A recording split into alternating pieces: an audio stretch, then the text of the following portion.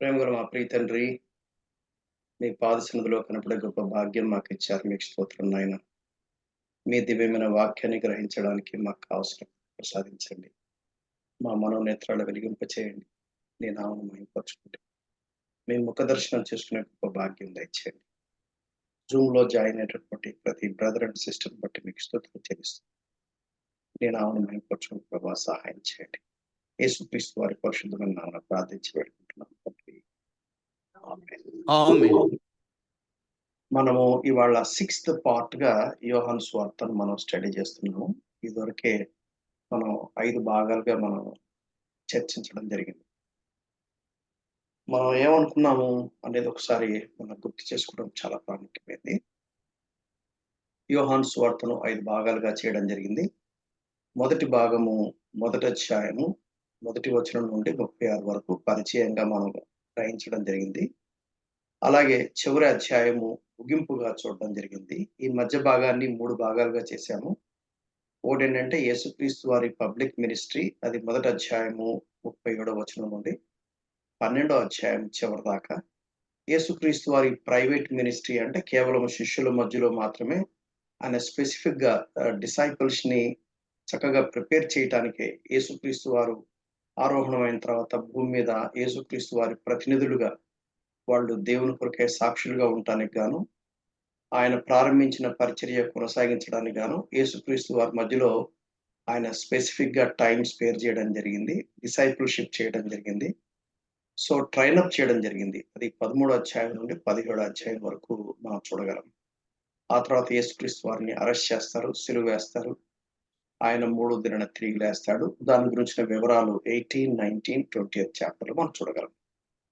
So, ఒక గ్రంథాన్ని మనం స్టడీ చేస్తున్నప్పుడు దాని గురించినటువంటి ఔట్‌లైన్స్ అనేవి మన మైండ్‌లో ఎప్పటికీ ఉండి తీరాలి. ఆ తర్వాత యేసుక్రీస్తు వారి రెండవ భాగంని ఏం చేయడం జరిగింది. మరికొన్ని భాగాలుగా సబ్ డివైడ్ చేయడం జరిగింది. అందులో మొదటి భాగం వచ్చి మొదటి అధ్యాయము 37 వచనం నుండి రెండో అధ్యాయం 12 వచనం వరకు మనం ఆల్రెడీ గతంలో స్టడీ చేసాం. యేసుక్రీస్తు వారు పెరయలో, గలిలయలో చేసినటువంటి పరిచర్య. యేసుక్రీస్తు వారు ఆయన కపెర్నహూములో ఎక్కువ కాలం ఉండటం జరిగింది. గలిలయలో ఆయన సేవ చేయడం జరిగింది. దాదాపు 3 ½ ఇయర్స్‌లో 2 ఇయర్స్ పైచిలుకు ఆయన గలిలయలోనే ఉండి ఆయన సేవ చేయడం జరిగింది. అయితే అక్కడి నుండి ఆయన యెరూషలేముకు రావటము, యెరూషలేముకు వచ్చే నేపథ్యంలో ఆయన యూదయలో గూడా కొంత సేవ చేయడం జరిగింది. దానికి అది కొంచెం బిట్స్ అండ్ పీసెస్‌గా మనం చూడగలము. ఎస్పెషల్లీ ఆయన పండుగ సమయాల్లో ఆయన యెరూషలేముకు రావడము, ఆయన తన శిష్యులతో రావడం, ఆ టైంలో ఆయన ఎటువంటి సేవ చేశాడు అనే విషయాన్ని మనం యోహాను సువార్తలో ఎక్కువగా మనం చూడగలం. ప్రస్తుతానికి మనం రెండవ భాగంగా యెరూషలేములో, యూదయలో ఆయన చేసే పరిచర్య రెండో అధ్యాయము 13 వచనం నుండి మూడో అధ్యాయము చివరి వాకు మనం చూడాలి. లాస్ట్ క్లాస్‌లో మూడో అధ్యాయము 16వ వచనం వరకు మనం చూడటం జరిగింది. మూడో అధ్యాయంలోని ఆ సారాంశము లేక ఆ అధ్యాయానికి గనక ఒక పేరు పెట్టాలంటే క్రొత్తగా జన్మించడం అనే పేరు పెట్టొచ్చు. మనం ఆల్రెడీ మొదటి 16 వచనాల్లో క్రొత్తగా జన్మించడం అంటే ఏంటి? యేసుక్రీస్తుకు, నికోదేముకు మధ్యలో జరుగుతున్నటువంటి సంభాషణ యొక్క వివరణ మనం లాస్ట్ క్లాస్‌లో మనం చూడడం జరిగింది. ఇప్పుడు మనం 17వ వచనం నుండి మనం చూడాల్సుంటుంది. నేను చదువుతాను. మీరు దయచేసి మీ బైబిల్‌ని తెరిచి మీరు గమనించవలసిందిగా నేను మనవి చేస్తున్నాను. నేను చదువుతాను చూడండి. ఆహ్, లోకము తన కుమారుని ద్వారా రక్షణ పొందుటకే గాని, లోకమునకు తీర్పు తీర్చుటకు దేవుడు ఆయనను లోకంలోనికి పంపలేదు. ఆయన యందు విశ్వాసముంచువానికి తీర్పు తీర్చబడదు. విశ్వసింపని వాడు దేవుని అద్వితీయ కుమారుని నామమందు విశ్వాసముంచలేదు గనక వానికి ఇంతకు ముందే తీర్పు తీర్చబడింది. ఆ తీర్పు ఇదే: వెలుగు లోకంలోనికి వచ్చెను గాని తమ క్రియలు చెడ్డవైనందున మనుషులు వెలుగును ప్రేమించక చీకటినే ప్రేమించిరి. దుష్కార్యము చేయు ప్రతి వాడు వెలుగును ద్వేషించును. తన క్రియలు దుష్క్రియలుగా కనపడకుండా నిమిత్తము వెలుగునొద్దకు రాడు. సత్యవర్తనుడైతే తన క్రియలు దేవుని మూలముగా చేయబడి ఉన్నవని ప్రత్యక్షపరచబడినట్లు వెలుగునొద్దకు వచ్చును. ఇందులో 17వ వచనంలో రాయబడిన మాట చాలా స్పష్టంగా ఉంది. దాని గురించిన పెద్ద వ్యాఖ్యానం అక్కర్లేదు. లోకము తన కుమారుని ద్వారా రక్షణ పొందుటకే గాని లోకమునకు తీర్పు తీర్చుటకు దేవుడు ఆయనని లోకంలోనికి పంపలేదు. కానీ లోకంలోకి తీర్పు తీర్చడానికి దేవుడు పంపాడని చెప్పి 5వ అధ్యాయంలో మనం చూస్తాం. ఇక్కడేంటి ఇలా చెప్తున్నాడే అంటే, ఇక్కడ దాని అర్థం ఏందంటే, యేసుక్రీస్తు భూమి మీద జడ్జిమెంట్ చెయ్యడు. తర్వాత జడ్జిమెంట్ చేస్తాడు. జడ్జిమెంట్ గురించి మాట్లాడినప్పుడు, తీర్పు గురించి మాట్లాడితే 7 రకాల తీర్పులున్నాయి బైబిల్ గ్రంథాన్ని జాగ్రత్తగా పరిశీలిస్తే. అందులో ప్రాముఖ్యమైనది ఏంటిదంటే, మొదటిది మన మీద పడవలసినటువంటి దేవుని యొక్క తీర్పు అది తన మీద వేసుకున్నాడు. ఆయన కృప ప్రసాదించి ఆయన నీతిని మనకు ఆపాదించాడు. అది 2 కొరింథీ 5వ అధ్యాయము 21 వచనంలో మనం చూస్తాం. ఎందుకనగా మనం ఆయన యందు దేవుని నీతి అగునట్లు పాపమెరుగని ఆయనను మన కోసము పాపముగా చేసెను. అంటే the judgement of God that should fall upon us fell upon him. అది ద జడ్జ్‌మెంట్. 7 రకాల జడ్జ్‌మెంట్‌లో అదొక జడ్జ్‌మెంట్. రెండవదేందంటే భూమి మీద ఉన్నటువంటి విశ్వాసులు తమ్మును తామే విమర్శించుకునే ఒక గొప్ప భాగ్యాన్ని మనకిచ్చాడు. అంటే దేవుని యొక్క వాక్యపు వెలుగులో దేవుడు ఎలా జడ్జి చేస్తాడో అదే కోణంలో నన్ను నేను జడ్జి చేసుకొని అంటే దేవుడు నాకు ఆ స్వేచ్ఛ ఇచ్చాడు. దేవుడు స్వేచ్ఛ ఇచ్చాడు అంటే అర్థమేందంటే ఐఎమ్ అకౌంటబుల్ టు గాడ్. నేను దేవునికి లెక్క చెప్పవలసిన బాధ్యత నా మీద ఉంది అని అర్థం. దేవుడు స్వేచ్ఛ ఇచ్చినప్పుడు doesn't mean to say that it is unaccountable. No. When God gives us the freedom, that freedom is accountable. So we have to give an account to God. నేను ఆ స్వేచ్ఛని ఎలా ఉపయోగించాను? నా ఇష్టం వచ్చినట్టు ఉపయోగించడానికి వీల్లేదు. సో కాబట్టి విశ్వాసి ప్రతిరోజు ఏం చేస్తాడంటే తన్ను తాను విమర్శించుకుంటాడు. అదే 1 కొరింథీ మొదటి అధ్యాయంలో దాదాపు ప్రతి ఆదివారం నాడు మనం గుర్తు చేసుకుంటాం. నన్ను నేను విమర్శించుకుంటే ఎలా విమర్శించుకోవాలి? దేవుని యొక్క వాక్యపు తీర్పులపై ఆధారపడి నన్ను నేను విమర్శించుకోవాలి. అలా విమర్శించుకున్నప్పుడు నేను గనక గిల్టీ అనిపించినప్పుడు వెంటనే దేవుడి దగ్గరికెళ్ళి నీ వాక్యం ఇలా చెప్తుంది. కానీ నేను అలా వ్యవహరించలేదు. అది నా మాటల్లో కానివ్వండి, నా ఆలోచనలో కానివ్వండి, నా చూపులో కానివ్వండి, నా ప్రవర్తనలో కానివ్వండి, నా వైఖరి, నా యాటిట్యూడ్‌లో కానివ్వండి, ఏ కోణంలోనైనా సరే దేవుని వాక్యానికి వ్యతిరేకంగా చేశాను అనే కన్విక్షన్స్ పరిశుద్ధాత్మ ద్వారా లేఖనాల ఆధారంగా ఎప్పుడైతే నేను ఒప్పించబడతానో నన్ను నేను విమర్శించుకొని నేను సెటరైట్ చేసుకుంటాను. అది సెల్ఫ్ జడ్జ్‌మెంట్ అంటారు. మొదటిదేమో the judgement of God was laid upon Jesus Christ. మనకు బదులుగా ఆయన విమర్శించబడ్డాడు, తీర్పు తీర్చబడ్డాడు. రెండోది ఒక విశ్వాసి తన్ను తాను విమర్శించుకోవడానికి కలిగినటువంటి గొప్ప భాగ్యం. మూడోదేందంటే ప్రతి విశ్వాసి క్రీస్తు న్యాయపీఠము the judgement throne of grace అని మరొకటుంది. అదేంటిదంటే ఒక విశ్వాసి చనిపోయిన తర్వాత నిత్యత్వంలో దేవుడు ఎటువంటి మహిమలో ఆయన జీవిస్తాడో, లేక ఈ భూమి మీద జీవించినప్పుడు దేవుని మహిమార్థంగా జీవించినప్పుడు, దేవుని సంకల్పానుసారంగా జీవించినప్పుడు ఎటువంటి ఎటువంటి బహుమతులు లేక ఎటువంటి దేవుని యొక్క ఈవులు, గిఫ్ట్‌లు లేక ఏమి సంపాదించుకున్నాం క్రీస్తు కొరకు అనేది అది జడ్జ్‌మెంట్ థ్రోన్ ఆఫ్ గ్రేస్‌లో దేవుడు మనకు ఇస్తాడు. దాన్ని బట్టి నిత్యత్వంలో ఆయనతో పాటు రాజ్యమేలే నేపథ్యంలో ఏ కోణంలో, ఏ మోతాదులో ఆయనతో పాటు ఆ రాజ్య పరిపాలనలో మన స్టేటస్ ఉంటుందో అది అప్పుడు తేల్చబడుతుంది. పాపం గురించినటువంటి వివరణ అప్పుడుండదు. విశ్వాసికి పాపము గురించినటువంటి లెక్కపత్రాలన్నీ భూమి మీదనే తేలిపోతాయి. సో, అది మూడవ జడ్జిమెంట్. ఇప్పటికి ఎన్ని చూసాము? ఒకటిదేంటే నా మీద పడవలసిన పాపము యేసుక్రీస్తుపై మోపబడి దేవుడు అక్కడ జడ్జ్‌మెంట్ చేసాడు. అందుకనే క్రీస్తునందున్న వారికి ఏ శిక్షా విధి లేదు. There is no condemnation those who are in Christ అని రోమా 8:1 మనం చూస్తాం. రెండోదేంటంటే సెల్ఫ్ జడ్జ్‌మెంట్. విశ్వాసి తనను తాను పరీక్షించుకొని, తనను తాను జడ్జ్ చేసుకొని, తను దేవుని యొక్క లేఖనాన్ని అనుసరించి జీవిస్తాడు. మూడోదేంటంటే క్రీస్తు న్యాయపీఠం the judgement throne of grace అనేది అది మూడోది. నాలుగోదేంటంటే వైట్ థ్రోన్ జడ్జ్‌మెంట్. ధవళ సింహాసనం తీర్పు. అది అవిశ్వాసులందరికీ యేసుక్రీస్తును రక్షకుడుగా, మెస్సీయాగా, అభిషిక్తుడుగా ఎరగని వాళ్ళు, పాప క్షమాపణ లేని వాళ్ళు, జీవము గల దేవునిని ప్రభువుగా, రక్షకుడుగా అంగీకరించిన వాళ్ళు, తృణీకరించిన వారందరూ కూడా ఒక దినాన యేసుక్రీస్తు వారి రెండవ రాకడలో అందరికి కూడా దేవుడు ఏం చేస్తారంటే, ఒకసారి ఎందుకు వాళ్ళు నిత్య నరకానికెళ్తారు అని దేవుడు వారికి ఆ జడ్జ్‌మెంట్ ఉన్న ప్లేస్‌లో వాళ్ళకి వివరణ ఇస్తాడు. Why you don't come to the the kingdom of God, లేక దేవుడు రాజులకు రాజుగా పరిపాలించే ఆ రాజ్యంలో మీరెందుకుండరు? పరలోకంలో ఎందుకుండరు? వాళ్ళు ఎందుకు నరకానికెళ్తారు? అనే వివరణ అంతా అక్కడ వాళ్ళకి చూపించడం జరిగింది. ఇవి 4 రకాల జడ్జిమెంట్స్. ఇవి 4 కాకుండా ఇంకా 3 రకాల జడ్జిమెంట్స్ ఉన్నాయి. అయి ఎప్పుడైనా మనం దాని గురించి చూడడానికి ప్రయత్నం చేద్దాం. ఇక్కడ ఏమన్నాడంటే, లోకము తన కుమారుని ద్వారా రక్షణ పొందుటకే గాని, లోకమునకు తీర్పు తీర్చుటకు దేవుడు ఆయనను లోకములోనికి పంపలేదు. 18వ వచనం. ఆయన యందు విశ్వసించు వానికి తీర్పు తీర్చబడదు. విశ్వసింపని వాడు దేవుని అద్వితీయ కుమారుని నామమందు విశ్వాసముంచలేదు గనక వానికి ఇంతకు ముందే తీర్పు తీర్చబడాలి. అరే! అదివరకే తీర్పయిపోయిందా? అదివరకు తీర్పయిపోయిందా అంటే ఎవరికి తీర్పయిపోయింది? ఎవరికి అంటే Lucifer and all the fallen angels. ఇంకొక జడ్జ్‌మెంట్ ఏంటిదంటే జడ్జ్‌మెంట్ ఆఫ్ ఏంజెల్స్. ఫాలెన్ ఏంజెల్స్‌కి జడ్జ్‌మెంట్ అన్నమాట. సో, జడ్జ్‌మెంట్ అంటే ఈ పడిపోయిన దేవదూతలకు వారికి అధిపతి అయినటువంటి లూసిఫర్‌కు ఇదివరకే జడ్జ్‌మెంట్ అయిపోయింది. కాకపోతే ఆ జడ్జ్‌మెంట్ ఇంకా ఎగ్జిక్యూట్ చేయలేదు. అది ఎప్పుడు ఎగ్జిక్యూట్ చేస్తాడు? సెకండ్ కమింగ్‌లో దాన్ని ఎగ్జిక్యూట్ చేస్తాడు. పాతాళ బిలములో కొంతమంది ఫాలెన్ ఏంజెల్స్ ఉంటారు. ప్రస్తుతానికి కొంతమంది భూమి మీదనే ఉన్నారు.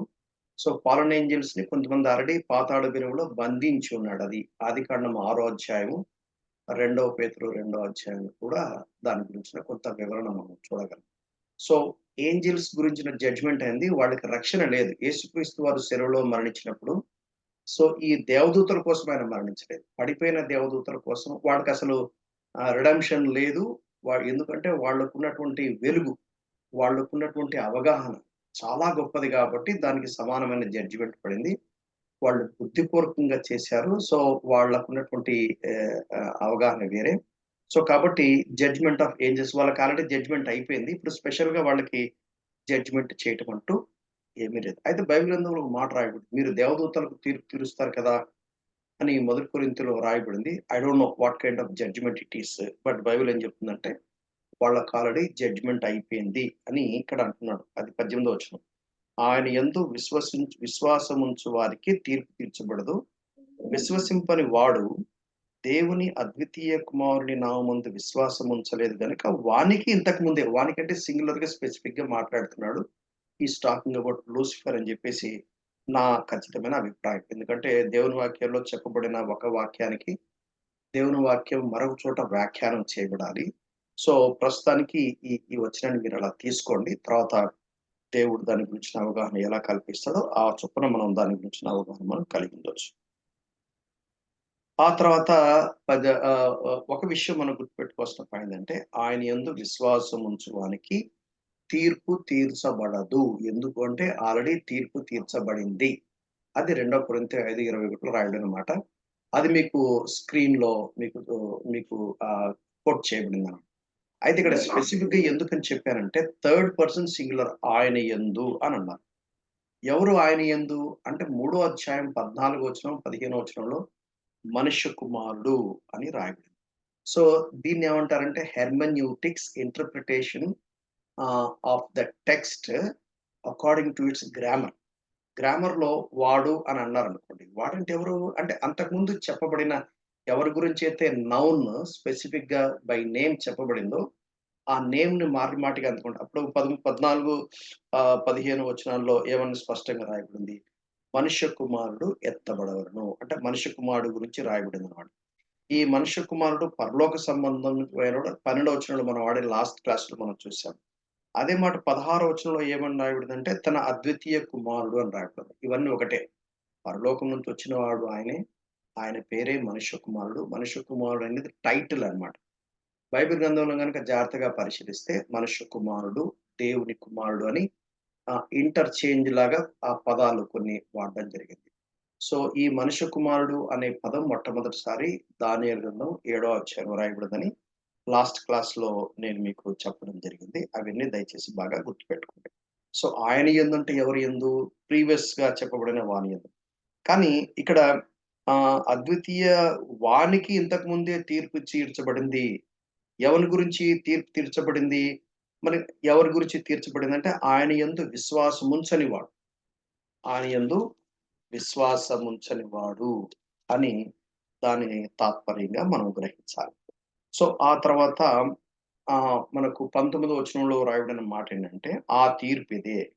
ఎందుకని ఆ తీర్పిదని మళ్ళా రిపీట్ చేస్తున్నాడు? అదివరకు తీర్పు గురించి చెప్పాడు. వానికి ఆల్రెడీ తీర్పు తీర్చబడిందని చెప్పాడు. ఆ తీర్పిదే. వెలుగు లోకంలోనికొచ్చెను. వెలుగు లోకంలోకొచ్చెను గాని తమ క్రియలు చెడ్డవైనందున మనుషులు వెలుగును ప్రేమించక చీకటినే ప్రేమించిరి. వెలుగు అంటే మనం ఏమని అర్థం చేసుకోవాలా? వెలుగంటే మనం ఏమని అర్థం చేసుకోవాలా? వెలుగు లోకములోనికొచ్చాం. లోకములోనికొచ్చిందెవరు? పై మాట అన్నాడు. ఏమన్నాడు? 12వ వచనం. భూ సంబంధమైన సంగతులు నేను మీతో చెప్పినప్పుడు మీరు నమ్ముకున్నప్పుడు, పరలోక సంబంధమైనవి మీతో చెప్పిన యెడల మీరు ఎలాగ నమ్ముతారు? అంటే పరలోక సంబంధమైన వాటి గురించి మాట్లాడుతుంది. 13వ వచనం. మరియు పరలోకం నుండి దిగి వచ్చిన వాడే అనగా పరలోకంలో ఉండు మనుష్య కుమారుడే తప్ప. అంటే పరలోకం నుండి మనుష్య కుమారుడొచ్చాడు. పరలోకానికి మరలా మనుష్య కుమారుడెళ్తాడు. దాన్ని రిపీట్‌గా ఆయన యందు అనేది మనం చూసాము. అదే రిఫరెన్స్ కంటిన్యూయస్‌గా మాట్లాడుతూ ఒక మెటాఫార్ ఒక ఒక ఒక మెటాఫర్ ఒక పోలిక ఒక ఒక పోలిక చెప్తూ మనుష్య కుమారుని గురించి మాట్లాడుతూ వెలుగు లోకములోనికొచ్చెను. ఇప్పుడు అందుకని ఇక్కడ రాశాను చూడండి స్క్రీన్ మీద. వెలుగు అన్నప్పుడు పర్సన్ ఒక వ్యక్తి. ఎవరా వ్యక్తి? ప్రభువైన యేసుక్రీస్తు వారు. అలా మనం చూడగలం. ఇప్పుడు ప్రభువైన యేసుక్రీస్తు వారిని మనం భౌతికంగా మనం చూడలేం. ఎందుకని చూడలేము? భౌతిక నేత్రాలకు దేవుడు కనపడడు. అది 4 అధ్యాయానికొచ్చినప్పుడు ఆ మాట మరలా మనం గుర్తుపెట్టుకుంటాం. అయితే ఇప్పుడు మనము ఆ మాట మీకు ఇక్కడ గూడా ఆల్రెడీ మనం లాస్ట్ క్లాస్‌లో చూడడం జరిగింది గదా! పరిశుద్ధాత్మ దేవుని కార్యాలు లేక దేవుని యొక్క కార్యాలు ఎలా ఉంటాయి అనేది 8వ వచనం. గాలి తనకిష్టమైన చోటున విసురును. నీవు దాని శబ్దము విందువే గాని అది ఎక్కడి నుండి వచ్చెనో, ఎక్కడికి పోవునో నీకు తెలియదు. ఆత్మ మూలముగా జన్మించిన వాడు అలాగే ఉంటాడు. సో, అలాగే ఇప్పుడు గాలి సారీ.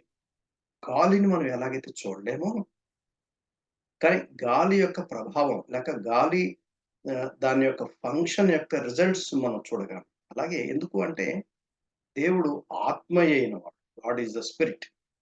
అంటే నాన్ ఫిజికల్ సారీ.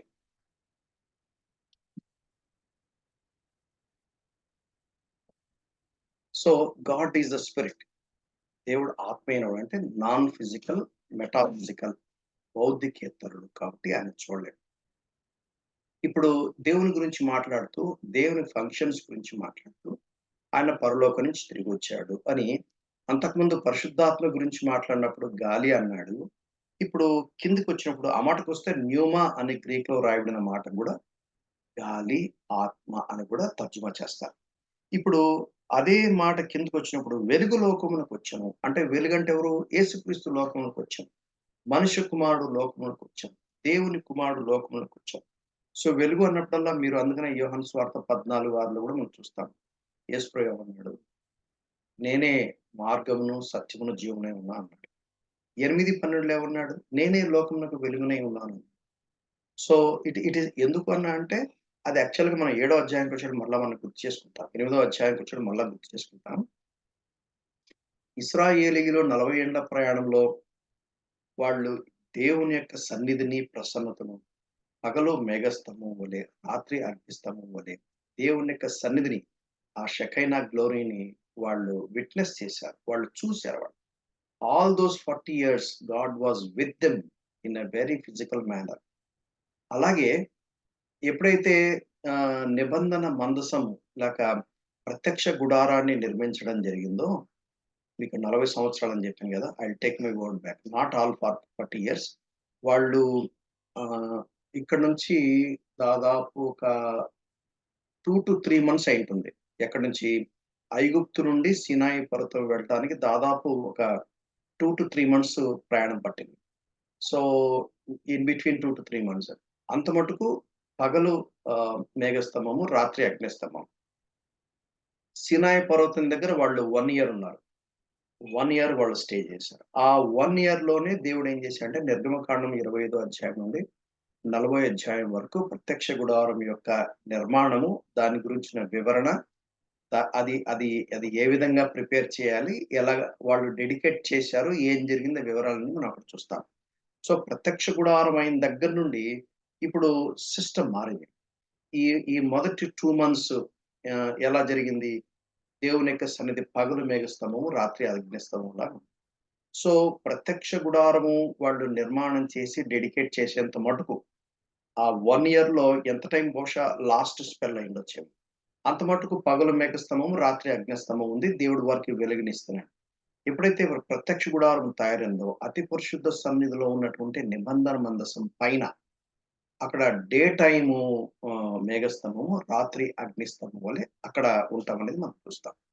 సో, కాబట్టి వాళ్ళు ఖచ్చితంగా దేవుని సన్నిధిని చూశారు. అయితే మొదటి 2 నెలలు, ఆ తర్వాత సీనాయి పర్వతం దగ్గర ప్రత్యక్ష గుడారం నిర్మాణం, డెడికేషన్ అయ్యేంత మటుకు కూడా అప్పుడు కనపడిన విధానానికి, ప్రత్యక్ష గుడారం డెడికేట్ అయిన తర్వాత దానికి కొంత వ్యత్యాసం ఉంది. అది మీరు దయచేసి గుర్తుపెట్టుకోండి. ఎందుకంటే ఈ కాలిక్యులేషన్స్ అన్నీ నేను ఓటీ, ఓటీఎన్టీ సర్వే ఈ 66 బుక్స్ టీచ్ చేస్తూ ఒక గ్రాఫిక్ అండర్‌స్టాండింగ్ నాకుంది గాబట్టి, ఇవన్నీ మీకు అంత డీటెయిల్‌గా నేను చెప్పడానికి నేను ప్రయత్నం చేస్తా ఉన్నా. యేసు ప్రభువు 8:12లో చెప్పినప్పుడు the the feast of tabernacle టైమ్‌లో ఇశ్రాయేలీయులు ఈ 40 ఏండ్ల ప్రయాణంలో ఇశ్రాయేలీయులు ఎటువంటి అనుభవాల గుండా వెళ్లారో వాళ్ళు గూడా ఏం చేస్తారంటే బూత్స్ కన్‌స్ట్రక్ట్ చేసుకొని వాళ్ళు అటువంటి అండర్‌స్టాండింగ్‌లోకి వాళ్ళు వెళ్తారు. ఆ కాంటెక్స్ట్‌లోనే నేను లోకానికి వెలుగు అని యేసుక్రీస్తు వారు డిక్లేర్ చేశారు.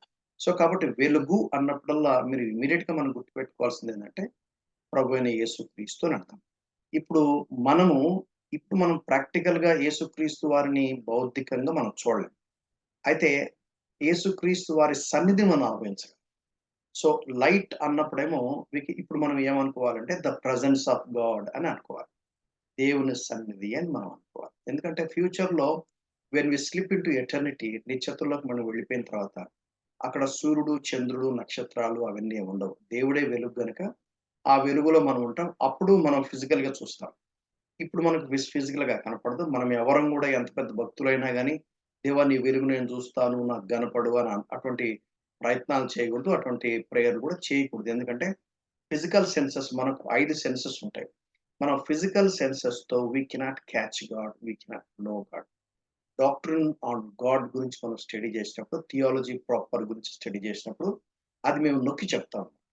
సో, విత్ అవర్ ఫిజికల్‌గా వి కాంట్ ఎక్స్‌పీరియన్స్ గాడ్. మనం ఎవరం గూడా కొన్నిసార్లు మనకి దేవుని సన్నిధిలో ఉంటే ఒళ్ళు గొగ్గురుపాటు అయినట్టుగా అనిపిస్తుంది. It doesn't mean to say that we are feeling God's presence in a special way. కొంతమంది అలా సాక్ష్యాలు చెప్తుంటారు గానీ, గొగ్గురుపాటు దేనికైనా రావచ్చు. కారణం not specifically some extraordinary experience అని. ఎందుకంటే నాకు కూడా చాలా సార్లు అలా వచ్చింది. అలా వచ్చినప్పుడు అలా అనుకునే అవకాశాలున్నాయి. ఒకటి గుర్తుపెట్టుకోండి. ఫిజికల్‌గా no human being on the face of the earth after ఎప్పుడు అంటే కొత్త నిబంధన తయారైన తర్వాత అంటే whole canon of the scripture 66 గ్రంథాలు తయారైన తర్వాత దేవుడు ఆ స్పెషల్ రెవల్యూషన్ అనేది తర్వాత తర్వాత తరాలకి లేదు. సో, అప్పుడు కేవలం స్క్రిప్చర్సే మనకు ఎవిడెన్స్. స్క్రిప్చర్స్ మనం ఫాలో అవ్వాల్సిందే. సో, ఫిజికల్‌గా మనకు ఆ వెలుగు ఇప్పుడు కనపడదు.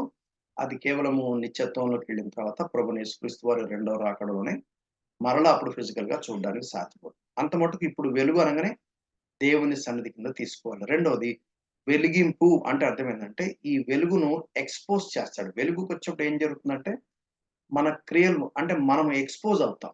అది 19వ వచనంలో రాయబడింది. వెలుగు లోకములోనికొచ్చెను గాని, తమ క్రియలు చెడ్డవైనందున మనుషులు వెలుగును ప్రేమించక చీకటినే ప్రేమించారు. వెలుగును ప్రేమించడం అంటే యేసుక్రీస్తుని ప్రేమించడం, దేవుణ్ణి ప్రేమించడం. So, we need to love God. It's అబ్స్ట్రాక్ట్‌గా సమ్ ఆహ్, ఆహ్, ఆహ్, మనం వెలుగును ప్రేమించడం అంటే ఇంకేదో మనం ఊహించాల్సిన పని లేదు. వెలుగును ప్రేమించడం అంటే యేసుక్రీస్తుని ప్రేమించడం. జీవముల దేవుణ్ణి ప్రేమించడం. దేవుని ప్రేమించే వాళ్ళు ఏం చేస్తారంటే దేవుని దగ్గరకొస్తారు. అంటే దేవుని సన్నిధి దగ్గరకొస్తారు. ఎప్పుడైతే దేవుని సన్నిధికొస్తారో దేవునికి వెలుగు ఏం చేస్తుందంటే మనలోని పాపమును బట్టబయలు చేస్తుంది. ఇదే అపోస్తలుడైన యోహాను పత్రికలు మనం ఆల్రెడీ చాలా స్టడీ చేశాం. 1 జాన్ చాప్టర్ 1 గురించి వచ్చినప్పుడు చాలా వివరంగా మనం స్టడీ చేశాం దీని గురించి. సో, ఆయనతో నడిచినప్పుడు ఆయన వెలుగై ఉన్నాడు గాబట్టి, ఆయనతో నడిచి వారు వెలుగులో నడుస్తారు గాబట్టి, తమ క్రియలు ఎక్స్‌పోజ్ చేసినప్పుడు పరిశుద్ధాత్మ దేవుడు కన్విక్షన్స్ కలుగజేస్తాడు గనక, మన పాపములు మనం ఒప్పుకొనిన యెడల అని మొదటి యోహాను పత్రిక మొదటి అధ్యాయం మనం స్టడీ చేశాం. ఈ ఫండమెంటల్ ట్రూత్స్ మీరు దయచేసి మర్చిపోకండి. సో, వెలిగింపు అంటే ఎన్‌లైటన్స్. అంటే హోలీ స్పిరిట్ ఎన్‌లైటన్స్ అస్. పరిశుద్ధాత్మ దేవుడు ఏం చేస్తాడంటే వెలిగిస్తాడు. ఏంటి వెలిగించడం అంటే టెక్నికల్‌గా చెప్పాలంటే 3 పదాలు చెప్పాలి. మొదటిదేందంటే రెవల్యూషన్ ప్రత్యక్షత. రెండోదేందంటే ఇన్‌స్పిరేషన్ ప్రేరేపణ. మూడోదేంటంటే ఇల్యూమినేషన్ వెలిగింపు. ఏంటి రెవల్యూషన్ అంటే దేవుణ్ణి ఎవ్వరు కూడా తమను తాము దేవుని ఎరగలేరు. దేవుడు తన్ను తాను బయలుపరుచుకుంటే తప్ప మనం ఎవరం కూడా దేవుని ఎరగలేం. అయితే దేవుడు ఏం చేశాడంటే ఈ లేఖనాలు రాసినటువంటి 40 మంది రచయితలకు దేవుడు తన్ను తాను బయలుపరుచుకున్నాడు. దాన్ని రెవల్యూషన్ అంటారు. సో, వాళ్ళకి దేవుని గురించినటువంటి ఎటువంటి ప్రత్యక్షతలు వాళ్ళు పొందుకున్నారో, దాన్ని రాయటానికి దోహదపడిన దాన్ని ఇన్‌స్పిరేషన్ అంటారు. సో, లిటరల్‌గా చెప్పాలంటే రెవల్యూషన్, ఇన్‌స్పిరేషన్ అనే పదం మనం ఎవరం వాడకూడదు. అది టెక్నికల్‌గా చెప్పాలంటే. మామూలుగా జనరల్ డిక్షనరీ ప్రకారంగా వాడితే ఐయామ్ సో ఇన్‌స్పైర్డ్ అని చెప్తాం కదా! అలా చెప్పుకోవచ్చు కానీ, లిటరల్‌గా, టెక్నికల్‌గా ది బిబ్లియాలజీ అంటాం. డాక్ట్రిన్ ఆఫ్ ది స్క్రిప్చర్స్ గురించి మాట్లాడినప్పుడు, లేఖనాలు రచయితలు రాసినప్పుడు ఎలా రాశారంటే, పరిశుద్ధాత్మ చేత ప్రేరేపించబడి రాశారు. వాళ్ళు ఒక కవి రాసినట్టుగా సొంత స్టోరీలు, వాళ్ళ ఊహాగానాలు రాసింది కాదు. దేవుని యొక్క ప్రత్యక్షతలు యాజ్ ఇట్ ఈస్‌గా రైటింగ్‌లో పెట్టారు.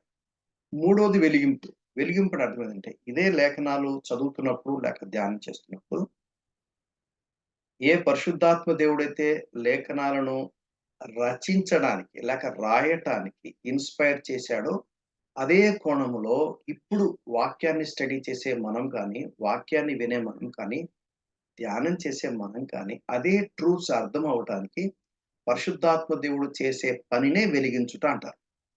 Let me repeat. దేవుని యొక్క సత్యాలు ఏవైతే రాయబడ్డాయో, ఏవైతే దేవుడు ఆ 40 మంది రచయితలకు ప్రత్యక్షపరిచాడో, ఆ ప్రత్యక్షపరచబడినటువంటి ఆ దేవుని యొక్క సత్యాలని వాళ్ళు రాయటానికి దోహదపడింది. బయలుపరచబడినప్పుడేమో రెవల్యూషన్ అన్నారు. రాయబడినప్పుడేమో ప్రేరేపణ అన్నారు. దాన్ని మనము అర్థం జేసుకోవడానికి, మనకు గ్రహింపు రావటానికి పరిశుద్ధాత్మ దేవుడు చేసే పనినే వెలిగించుట అంటారు. ఎన్‌లైట్‌మెంట్ అంటారు. So, the Holi Spirit will enlighten అస్.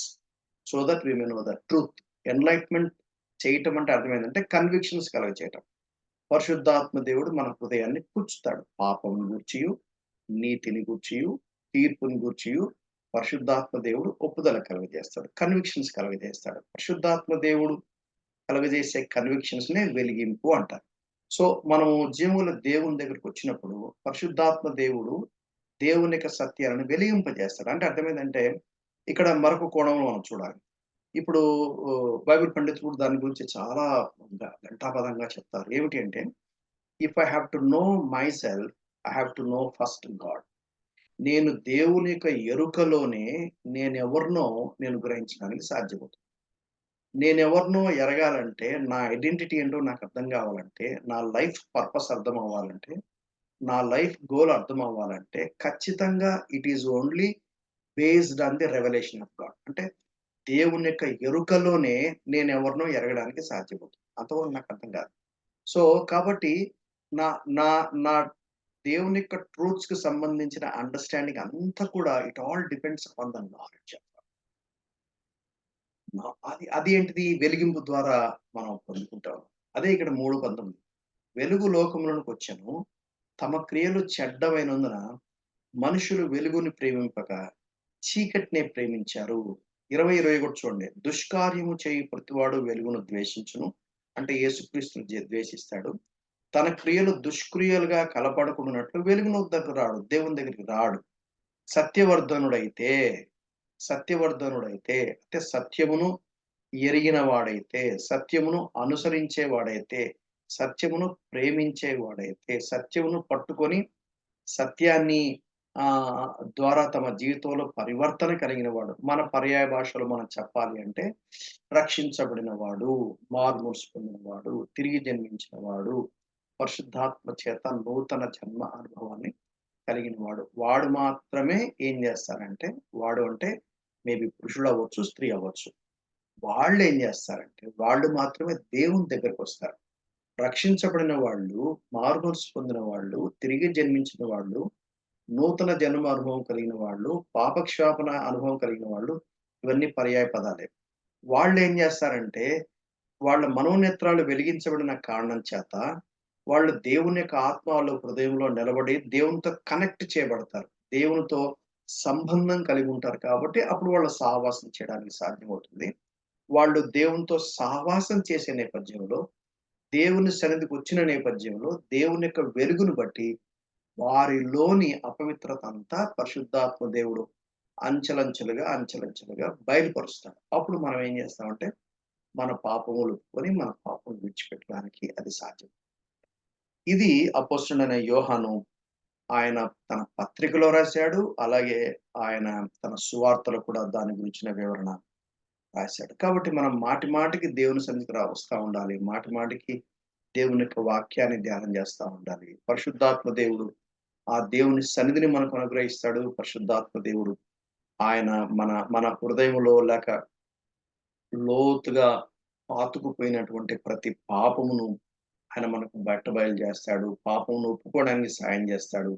ఆ పాపను విడిచిపెట్టి నీతిగా దేవుని కోసం జీవించడానికి ఆయనతో పాటు నడవడానికి ఆయన మనకు సహాయం చేస్తాడు. ఈ ఎక్సర్‌సైజు ఆయన యందు విశ్వాసం ఉంచిన వాడు, ఆ తర్వాత సత్యవర్ధనుడు దేవునితో సహవాసం చేస్తారు. దేవుని వెలుగు దగ్గరికొస్తారు. మిగిలిన వాళ్ళేం చేస్తారంటే దేవుని దగ్గరికి రారు. తమ క్రియలు బయటపరచడానికి వాళ్ళు ఇష్టపడరు. వాళ్ళు వెలుగును ప్రేమించరు. వాళ్ళు వెలుగును ద్వేషిస్తారు. కానీ సత్యవర్ధనుడైతే వెలుగును ప్రేమిస్తాడు. యేసుప్రభుని ప్రేమిస్తాడు. యేసుప్రభు సన్నిధికొస్తాడు. ఆయన సన్నిధిలో గడుపుతాడు. ప్రియమైన సహోదరి, సహోదరులారా, మనం స్టడీ చేస్తా ఉన్నాం గదా! నా ప్రశ్న ఏందంటే, do you have practice of spending time with God? ఏంటి స్పెండింగ్ టైమ్ విత్ గాడ్ అంటే, లోకాన్నంతా లోకంలో మనం చేసే పనులని మానేసి, ఉద్యోగం మానేసుకొని, సంసారం మానేసుకొని, ఓ కొండెక్కి తపస్సు చేయమని కాదు దాని తాత్పర్యం. దేవుని యొక్క సన్నిధిలో ఏ డిస్టర్బెన్స్ లేకుండా వాక్యాన్ని స్టడీ చేయడం. దేవుని సన్నిధిలో మన హృదయాన్ని కుమ్మరించుకుంటూ ప్రార్థన చేయడం. దేవుణ్ణి స్తుతించి వ్యక్తిగతంగా దేవుడిని ఆరాధించడం. అలాగే సంఘంతో కలిసి, దేవుని ప్రజలతో కలిసి, దేవుని యొక్క వాక్యాన్ని స్టడీ చేయడం. దేవుని సన్నిధిని అనుభవించడం. దేవుని యొక్క సువార్త ప్రకటించడం. సో, సంఘ కార్యకలాపాల్లో కలిసి దేవుని యొక్క సన్నిధిని అనుభవిస్తూ, దేవుని యొక్క వెలుగును మనం పొందుకోవడం అవసరం. ఈ ఎక్సర్‌సైజ్ అనేది ప్రతి విశ్వాసి ప్రతి దినము అంచెలంచెలుగా చేయవలసింది. ఆ నేపథ్యంలో మనం యేసుక్రీస్తు వారి పోలికలోనికి మలచబడడానికి సాధ్యమవుతుంది. ఇది దేవుడు పెట్టినటువంటి ఒక ఖచ్చితమైనటువంటి వ్యవస్థ. ఓహ్! నాకు కుదరదండి. నాకు వీలు కాదండి. నాకు నచ్చదండి. నేనిలా చేయనండి అంటే కుదరదది. This is what God wanted. ఎందుకంటే దేవుని యొక్క నిత్య రాజ్యంలో, పరలోక రాజ్యంలో నిరంతరం ఉండడానికి సిద్ధపాటు ఆయన సంఘంలో చేస్తాడు. ఆయన వ్యక్తిగతంగా చేస్తాడు. కుటుంబాలుగా అలా చేస్తాడు. సో, వ్యక్తిగతంగా, కుటుంబంగా, సంఘంగా ఆయన వెలుగు దగ్గరికి వచ్చే ఈ మంచి అలవాట్లను, అభ్యాసాన్ని చేద్దాం.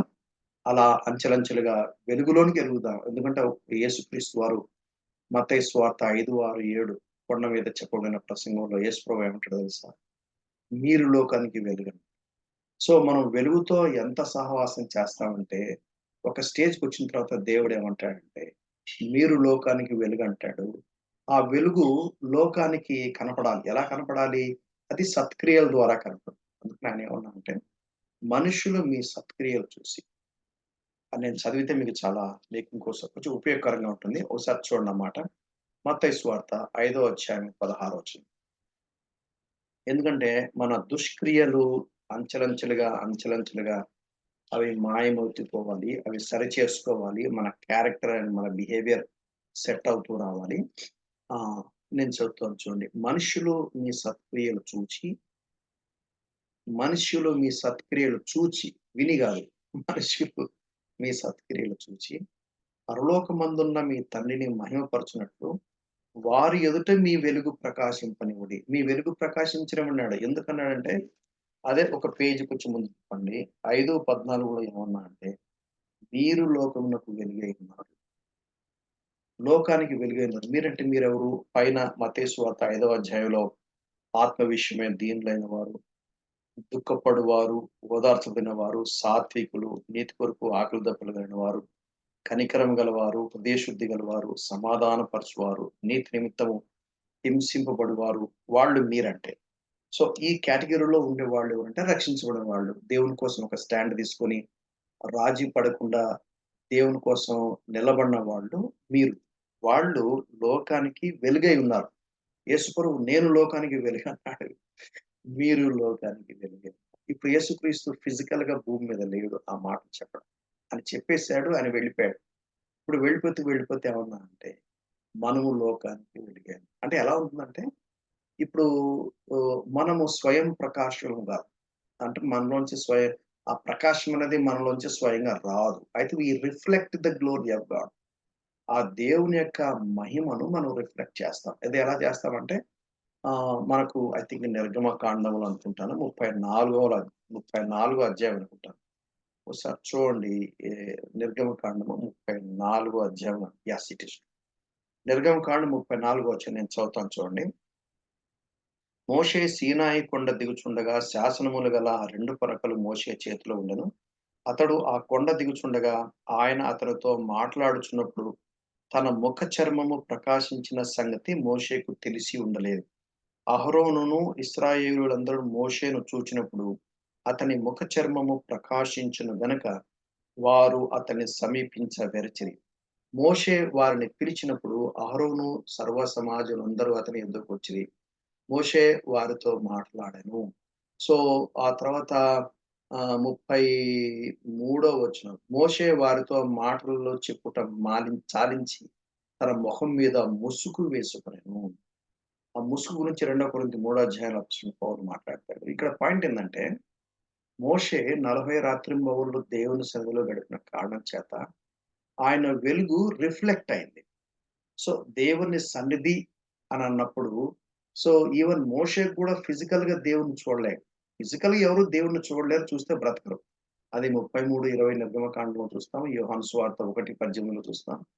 మొదటి తిమోతి 6:16లో చూస్తాం. చాలా స్పష్టంగా రాయబడినది. ఎవరు చూడలేరు, ఎవరు చూడనేరు, చూస్తే బ్రతకరు. అయితే the glory of God Moses has definitely spend all his 40 days and nights in the very glory, in the presence of God, as the glory of God was manifested in the presence of God.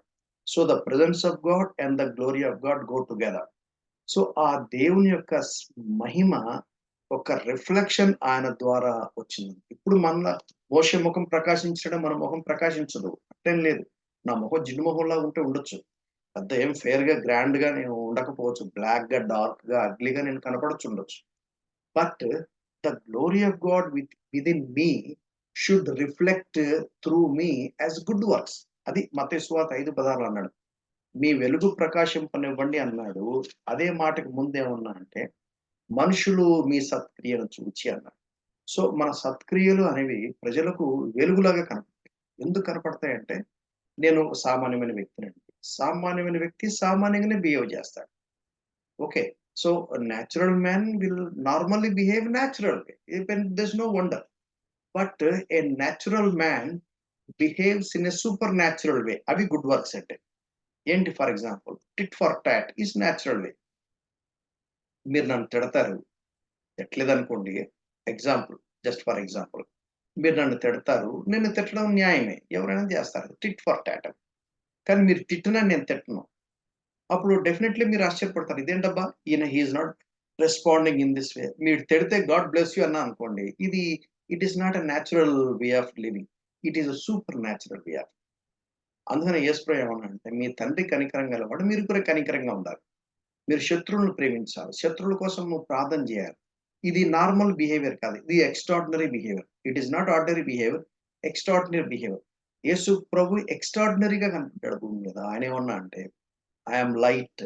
You are also light. ఆ వెలుగు అనేది ఎలా కనపడాలి? అది సత్క్రియల్లాగా కనపడాలి. అది వెలుగులాగా అప్పుడు వాళ్ళు చూసి ఏమంటారంటే నన్ను మెచ్చుకోరు.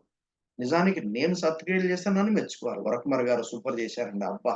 మీలాగా ఎవరు చేయలేదండి అనాలి. కానీ నన్ను అలా అనరు. ఎందుకనరంటే వాళ్ళకి తెలుసు ఈయన కూడా నాలాంటి వాడే. అయితే ఈయన ఇలా చేశాడంటే నార్మల్‌గా ఈయన చెయ్యలేడు. ఇలా చేయడం ఈయన వల్ల కాదు. కానీ ఇలా చేశాడంటే ఈయన వెనక ఉన్నటువంటి దేవుని హస్తం గొప్పదని ఆ పరలోకపు తండ్రిని మహిమపరుస్తారు. అది గుర్తుపెట్టుకోండి కొన్నిసార్లు మనం మంచి కార్యాలు చేసినప్పుడు సూపర్ చేశారు సార్ అని చెప్పి మనకి క్రెడిట్ ఇచ్చారనుకో, హ్మ్.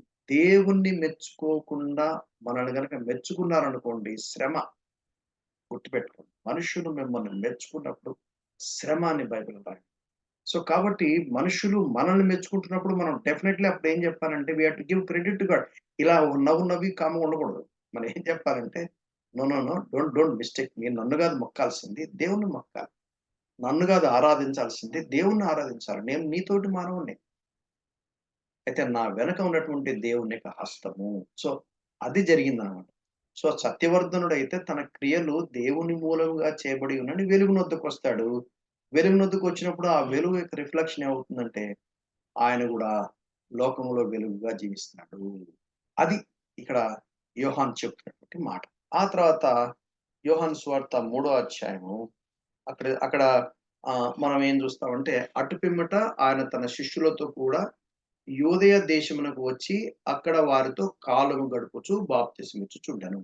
యూదయ దేశం అంటే అర్థం ఏందంటే యెరూషలేము నుండి వచ్చేసాడు. ఇప్పటిదాకా యెరూషలేములో ఉన్నాడు. అంటే మూడో అధ్యాయము 21 వచనం వరకు ఆయన యెరూషలేములో ఉండి ఆయన చేసినటువంటి పరిచర్య. 22వ వచనం నుండి ఆయన అక్కడ నుండి యూదయకొచ్చాడు. ఇప్పుడు అక్కడి నుంచి మెల్లిగా ఆయన అలాగే గలిలీకి వెళ్తూ సమరయ గుండా గలిలకి వెళ్తూ వస్తాడు. సో, ప్రస్తుతానికి ఆయన యూదయ వచ్చాడు. ఎక్కడికొచ్చాడు? సలీము దగ్గరనున్న ఐనోన్ అని ఒక స్థలం ఉంది. లిటరల్‌గా ఇప్పటి వరకు అంటే దీంట్లో కూడా జియోగ్రఫికల్‌గా చెప్పాలంటే there are 2, 3 separate differences of opinions ఉన్నాయి. ఇది పలానా చోట అంటారు గానీ ఎగ్జాక్ట్‌లీ ఒక స్థలం అనేది మనకు తెలియదు. బట్ ఇట్ ఈస్ సమ్‌వేర్ కొంచెం అది యూదయకు కొంచెం పెరయకు పోయే దారిలో ఉన్నట్టుగా మనకు తెలుస్తుంది. అక్కడ బాప్తిస్మిచ్చు యోహాను ఆయన బాప్తిస్మిస్తూ ఆయన పరిచర్య చేస్తున్నాడు. అప్పుడు వెంటనే ఏమైందంటే ఒక చిన్న ఇష్యూ వచ్చింది. అప్పుడు ఇంకా యోహాను చెరసాలలో వేయబడలేదు. 14 అధ్యాయం మత్తయి సువార్తలో మనం చూస్తాము. 25 వచనంలో శుద్ధీకరణాచారమును గురించి యూదుల శిష్యులతో ఒక యూదునితో వివాదం పుట్టింది. ఆ వివాదం పుట్టిన తర్వాత అప్పుడు వాళ్ళేమన్నారు అంటే ఎవరైతే ఆర్గ్యూ చేస్తున్నారో జాన్ ద బాప్టిస్ట్ వాళ్ళు యోహానుతో ఏమంటున్నారు 26 వచనం. బోధకుడా! ఎవడు యొర్దానుకు అవతల నీలో ఉండెనో నీవెవని గూర్చి సాక్ష్యమిచ్చితివో ఆయన బాప్తిస్మిచ్చుచున్నాడు. అందరూ ఆయన యొద్దకొచ్చుచున్నారని ఆయనతో అనిరి. చెప్పిరి. అప్పుడు 27 వచనంలో ఆయన చెప్పినటువంటి మాట చూడండి. తనకు పరలోకము నుండి అనుగ్రహించబడితేనే గాని ఎవడునూ ఏదియు పొందలేదు. దేవుని యొక్క సార్వభౌమతని మనం బాగా గ్రహించాలి. We need to understand the sovereignty of God. దేవుని యొక్క సార్వభౌమత్వాన్ని మనం గ్రహించాలి. దేవుడు ఇవ్వకపోతే మనం ఎవ్వరం గూడా మనం పొందుకోలేము అనే విషయాన్ని బాగా గ్రహించాలి. ఖచ్చితంగా గ్రహించాలి. It is God who gives us. If God does not give us, we will never get by all our own strength and our own capacities. ఆ విషయాన్ని పెట్టుకోవాలి. అక్కడ బాప్తిస్మిచ్చు యోహాను ఏమన్నా అంటే, యేసుక్రీస్తు వారు మీకులాగానే చేస్తున్నారండి. మీరే గదా! ఆయన్ని రెఫర్ చేశారు. యోహాను సువార్త మొదటి అధ్యాయంలో మనం చూస్తాం. ఆయన ఇలాగ చేస్తున్నాడంటే అట్టెట్ట చేస్తాడు? నా పర్మిషన్ లేకుండా ఎందుకు చేస్తాడు? అని మాట్లాడట్లేదు. అలా మాట్లాడకుండా ఏమంటున్నాడంటే, it is God who gives and so he is doing it అని చెప్తూ ఇంకేమంటున్నాడు చూడండి. ఇంకేమంటున్నాడు 28 వచనం. నేను క్రీస్తును కాననియు ఆయన కంటే ముందుగా పంపబడిన వాడనే అనియు చెప్పినట్లు మీరే నాకు సాక్షులు. పెండ్లి కుమార్తె గలవాడు పెండ్లి కుమారుడు. అయితే నిలవబడి పెండ్లి కుమారుని స్వరము వినడి స్నేహితుడు ఆ పెండ్లి కుమారుని స్వరము విని మిక్కిలి సంతోషించును. ఈ నా సంతోషము పరిపూర్ణమైనది. యేసుక్రీస్తు వారిని ఆయనని మెస్సయ్యగా మరొకసారి వాళ్లకు పరిచయం చేస్తున్నాడు. క్లియర్‌గా చెప్తున్నాడు. మీరే నాకు సాక్షులు. నేను చెప్పాను చూడండి. I am not Christ. నేను క్రీస్తుని కాదు. నేను కేవలము క్రీస్తుకు ఒక దారి సరళం చేయటానికే పంపబడిన ఒక వ్యక్తిని. మనం ఆల్రెడీ యోహాను సువార్త మొదటి అధ్యాయంలో ఆ వివరాలు మనం చూసాం. మీరే దానికి సాక్షులు అని చెప్తూ అసలు పెండ్లి కుమారుడు ఆయన. అయితే నేను పెండ్లి కుమారుని స్నేహితుడినే. నా సంతోషం ఇప్పుడు నాకు పరిపూర్ణమైంది అని యేసు ప్రభువుని గురించి మాట్లాడతాడు. 30 వచనం అంటాడు. ఆయన హెచ్చవలసినది, నేను తగ్గవలసినది. ఆయన హెచ్చవలసినది, నేను తగ్గవలసింది. He must increase and I must decrease. ప్రతి సేవకుడు మాటి మాటికి ఈ మాట చెప్పాలి. ఏమని చెప్పాలంటే I must decrease, he must increase. కొంతమంది ఏం చేస్తారంటే వాళ్ళ బోధనలో తమ గురించి గొప్పలు ఎంత విపరీతంగా చెప్తారంటే they decrease the Lord Jesus Christ and they increase themselves. Blasphemy. అలా చేయటం అనేది అది అది అది అది దేవదూషణ. ఎట్టి పరిస్థితుల్లో అలా చేయకూడదు. వాక్యం చెప్పేటప్పుడు దేవుని ప్రజల ముందు నిలబడి, దేవుని ప్రతినిధిగా నిలబడి వాక్యం చెప్పే వారెవరైనా సరే, దేవుని వాక్యములో పొందుపరచబడినటువంటి వాక్యం తప్ప ఎక్స్‌ట్రా మాటలు వాడడానికి వీల్లేదు. కావాలంటే పులిపిట్ దిగిన తర్వాత మనం ఎన్నైనా మనం మాటలు మాట్లాడకూడదు. సో, అనౌన్స్‌మెంట్స్ చేసేటప్పుడు సంగతి వేరే. అంటే దేవుని యొక్క సందేశాన్ని ఇచ్చేటప్పుడు, దేవుని యొక్క వాక్యాన్ని చెప్పేటప్పుడు లేఖనాల్లో చెప్పబడిన మాటలు తప్ప సొంత మాటలు వాడే లైసెన్సు, హక్కు ఏ బోధకుడికి లేదు. ఆ బోధకుడు మాటి మాటికి చెప్పుకోవాల్సిన ఒక ప్రాముఖ్యమైన మాట ఏంటంటే, నేను తగ్గవలసినది, ఆయన హెచ్చించాలి. We should always exalt the Lord Jesus Christ. We should always glorify the Lord Jesus Christ. దేవుణ్ణి హెచ్చించాలి గాని, ఏ బోధకుడు కూడా తను తాను హెచ్చించుకునే ప్రయత్నం చేయటానికి వీల్లేదు. ఇంకా ఏం చెప్తున్నాడు? మన యేసు ప్రభువుని గురించి చెప్తున్నటువంటి మాటలు మీరు దయచేసి గమనించి చూడండి. 31 వచనం. పైనుండి వచ్చువాడు అందరికీ పైనున్నవాడు. ఎవరు పైనుంచి వచ్చినవాడు? మనుష్య కుమారుడు. మెస్సియా. సో, దేవుని కుమారుడు, రక్షకుడు, ప్రభువైన యేసుక్రీస్తు పైనుంచి వచ్చువాడు ఆయన. భూమి నుండి వచ్చువాడు భూ సంబంధి అయి, భూ సంబంధమైన సంగతుల గురించి మాట్లాడడు. ఇప్పుడు తన గురించి మాట్లాడుతున్నాడు. నేను భూ సంబంధమైన వ్యక్తిని. నేను తల్లిదండ్రులకు పుట్టాను. మా తండ్రి ఈయన, మా తల్లి ఈమె. సో, నేను ఎలిజబెతు, జకరియా కుటుంబానికి పుట్టిన వాడిని. నేను భూ సంబంధమైన వాడిని. కానీ పైనుంచి వచ్చిన వాడు భూ సంబంధమైన వాడు కాడు. ఆయన కన్యక గర్భమున జన్మించిన వాడు.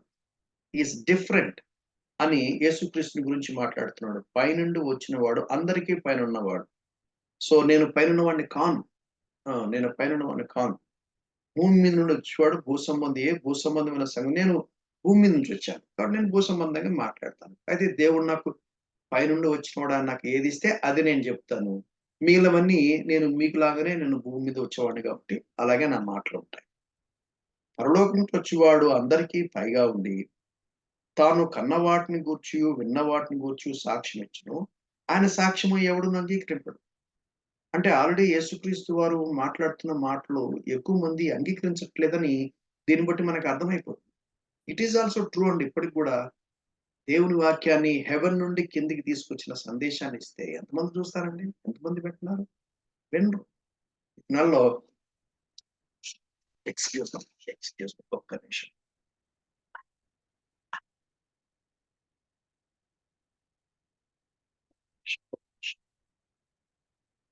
బాగా జలుబు చేసింది.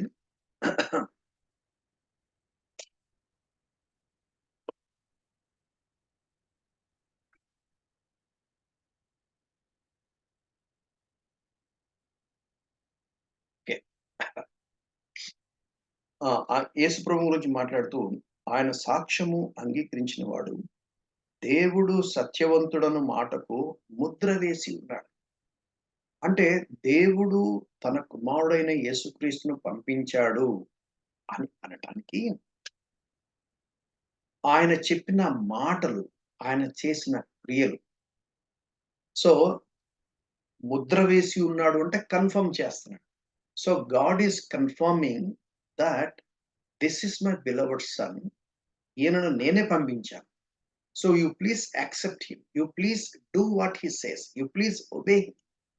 అది చెప్తున్నాడన్నమాట. ఆయన సాక్ష్యము అంగీకరించిన వాడు దేవుడు సత్యం ఆయన సాక్ష్యం ఆయన ఏదైతే చెప్పాడో దాన్ని గనక అంగీకరిస్తే అప్పుడు దేవుడు సత్యవంతుడు అనే మాటకి కన్ఫర్మ్ చేసినట్టు లెక్కనమాట. ఏలయనగా దేవుడు తాను పంపిన వానికి కొలత లేకుండా ఆత్మను అనుగ్రహించును గనక ఆయన దేవుని మాటలే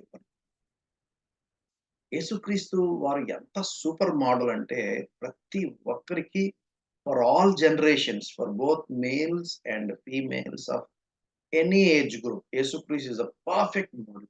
ఎందుకు చెప్పంటారా? జాగ్రత్తగా వినండి ఈ మాటలు. మీరు కొంచెం గ్రహించే ప్రయత్నం చేయండి. దేవుడు ఆత్మస్వరూపైన దేవుడు మానవుడిగా వచ్చాడు. మానవ అవతారంలో వచ్చాడు అనకూడదు. మా అవతారం అంటే only some part. But he came as a literal human being. అంటే ఆయన ఒకే ఒక వ్యక్తి 2 స్వభావాలు కలిగినవాడు. అటు డివైన్ అండ్ హ్యూమన్ 2 స్వభావాలు కలిగినవాడు. But one person. అందుకనే there is no change. God is immutable అంటారు కదా! మార్పు లేనివాడు అంటే ఆత్మస్వరూపంగా ఉన్నప్పటికీ ఆయన మానవుడిగా వచ్చినప్పుడు కూడా there is no change. Absolutely same. ఎందుకంటే God never changes. 2000 years back yes correct. అయితే దేవుడు దేవుడుగా ఉంటూనే కూడా దేవునికి ఉన్నటువంటి ఆధిక్యతలు ఏవైతే ఉన్నాయో అవన్నీ అలా పక్కకు పెట్టేసి అదే ఫిలిప్పీ పత్రిక 2వ అధ్యాయంలో మనం చూస్తాం. తను తాను ఖాళీ చేసుకున్నాడు అంటే అర్థమేందంటే దేవునికి ఉన్నటువంటి ప్రివిలేజెస్ ఏవైతే ఉన్నాయో ఏంటి దేవునికి ఉన్న ప్రివిలేజెస్ చాలా ఉన్నాయి. దేవుడు అతీతుడు అయితే దేవుడు లిమిట్ చేసుకున్నాడు. దేవుడు సర్వశక్తిమంతుడు అయితే దేవుడు తన తన బలంను లిమిట్ చేసుకున్నాడు. ఒక ఆర్డినరీ హ్యూమన్ బీయింగ్‌గా జీవించాడు. సో, ఆ నేపథ్యంలో ఏం జరిగిందంటే ఒక ఈ భూమి మీద మనుషులు ఎవరైనా సరే దేవునిపై ఆధారపడి దేవుని ఆత్మ ప్రేరేపణ ద్వారా గనక జీవించినట్లయితే దేవుని చిత్తాన్ని నెరవేర్చగలరు. దేవుని సంకల్పాన్ని నెరవేర్చగలరు. యేసుక్రీస్తు అది లిటరల్‌గా ప్రూవ్ చేశాడు. ఎలా ఎలా ఎలా ప్రూవ్ చేశాడు? ఎలా ప్రూవ్ చేశాడు? యేసుక్రీస్తు ఆహ్, చాలా సార్లు మీరు గమనించుంటారు. ఏమని గమనించుంటారంటే, లేఖనము నెరవేరునట్లు, లేఖనము నెరవేరునట్లు, ప్రతిసారి ఎందుకని యేసుక్రీస్తు వరాల్లోకి చెప్పాడంటే, హి ఈస్ యాక్చువల్లీ గాడ్. అయితే ఒక హ్యూమన్ బీయింగ్‌గా జీవించినప్పుడు పరిశుద్ధాత్మ ప్రేరేపణ ద్వారా, పరిశుద్ధాత్మ నడిపింపు ద్వారా, పరిశుద్ధాత్మ నింపుదల ద్వారానే ఆయన చేశాడు గానీ, దేవుడుగా ఉండే ఆధిక్యతలన్నీ యేసుక్రీస్తులో త్రిత్వంలో రెండవ వాడే ఆయనలో ఉన్నాయి. అయితే అది యుటిలైజ్ చేయకుండా ఒక హ్యూమన్ బీయింగ్ లాగానే జీవించాడు. Actually please remember you can't separate the human nature and divine nature. ఇదొక మిస్టరీ అన్నమాట. యేసుక్రీస్తులో దీన్ని హైపోస్టాటిక్ యూనియన్ అంటారు. యేసుక్రీస్తు యూనియన్‌లో మనం గ్రహించాల్సిన పాయింట్ ఏంటంటే, అదే ఇక్కడ 34 వచనం మనం గ్రహించగలం. దేవుడు తాను పంపిన వానికి కొలత లేకుండా ఆత్మను అనుగ్రహించును గనక ఆయన దేవుని మాటలే పలుకును. దేవుని మాటలే అంటే గాడ్ ద ఫాదర్ ఏవైతే పలకాలో అవి మాత్రమే ద సన్ ఆఫ్ గాడ్ పలకడానికి కారణం ఏందంటే not because he is God and so he is able to do it. Yes, he is able to do it. But అలా చేయకుండా తన ప్రివిలేజెస్ అన్ని పక్కకు పెట్టేసి పరిశుద్ధాత్మ ప్రేరేపణ ద్వారా, ఎందుకంటే పరిశుద్ధాత్మ దేవుడు కొలత లేకుండా ఇవ్వబడ్డాడు. అంటే సమృద్ధిగా ఇయ్యబడ్డాడు. So the spirit of God enabled the Son of God, the Lord Jesus Christ, the human part, to fulfill the purposes of God. దేవుని మాటలే పలకడానికి ఇప్పుడు ఫర్ ఎగ్జాంపుల్ ఇప్పుడు నేను దేవుని చేత పంపబడిన ఒక దైవ సేవకుడుగా నేను మీతో మాట్లాడుతున్నప్పుడు, దేవుడు నాకు అనుగ్రహించినటువంటి ఆత్మ మెజర్‌ని బట్టి దేవుని మాటలే నేను పలకాలి. నేను హ్యూమన్ బీయింగ్‌ని. అయితే పరిశుద్ధాత్మ ప్రేరేపణ ద్వారా దేవుని మాటలే పలుకుతాను. ఎందుకు దేవుని ఎట్లా పలుకుతాను? లేఖనాల్లో రాయబడిన మాటలే నేను చెప్తాను. ఆ లేఖనాలు మామూలుగా చదువుతున్నప్పుడు అర్థం కాదు. కానీ దాన్ని స్టడీ చేస్తున్నప్పుడు మెల్లి మెల్లిగా కొంచెం కొంచెంగా అర్థమవుతుందంటే అర్థమేందంటే that is the work of the Holi spirit. So, ఇప్పుడు నేను కూడా పరిశుద్ధాత్మ సహాయం చేత నేను మాట్లాడితే, నేను కూడా దేవుని మాటలే పలుకుతాను. కానీ పరిశుద్ధాత్మ దేవుని సహాయం నాకు లేదనుకోండి, పరిశుద్ధాత్మ దేవుడు నాలో పని చేయలేడనుకోండి, నా ద్వారా పని చేయలేడనుకోండి, నేను దేవుని మాటలు అందించలేను. అన్ని సోది చెప్తా ఉంటా, స్టోరీలు చెప్తా ఉంటా. దేవుని వాక్యాన్ని పక్కకు పెట్టేసి ఏంటంటే చెప్తుంటే మీకు ఈజీగా అర్థమైపోద్ది. ఓహ్! ఈయనేదో this is definitely not the word of God. కానీ మీరు వాక్యాన్ని వింటుంటే యెస్! ఆయన చెప్పేది కరెక్టే. ఎందుకంటే లేఖనాల్లో ఉన్నదే చెప్తున్నాడు. అది కూడా కరెక్ట్‌గా చెప్తున్నాడు. అది కూడా మనకు అర్థమవుతుంది. ఇంటర్ప్రిటేషన్ కూడా కరెక్ట్‌గా ఉంది. మీనింగ్ కూడా కరెక్ట్‌గానే ఉంది. ఇది కరెక్ట్‌గా సెట్ అయింది. అంటే ఇది పరిశుద్ధాత్మ దేవుడి కార్యం. యేసుక్రీస్తు మనకు ఒక మోడల్‌గా ఉండటానికి ఆయన అలా జీవించాడు. ప్రియమైన సహోదరి సహోదరులారా, ఈ సమయంలో లేఖనాలు బోధించే బోధకులతో నేను మాట్లాడుతున్నాను. దేవుని యొక్క వాక్యాన్ని బోధించే మీరు సండే స్కూల్ టీచరే అవ్వచ్చు, లేక యూత్ లీడరే అవ్వచ్చు, లేక చర్చ్ లీడరే అవ్వచ్చు, లేక లేక మీరు ఒక ఎవాంజలిస్టే అవ్వచ్చు, సువార్థికులే అవ్వచ్చు, ఎవరైనా గానివ్వండి. దేవుని యొక్క ప్రతినిధిగా మీరు నిలబడినప్పుడు, పరిశుద్ధాత్మ దేవుడు మిమ్మల్ని వాడుకోగలుగుతున్నాడా?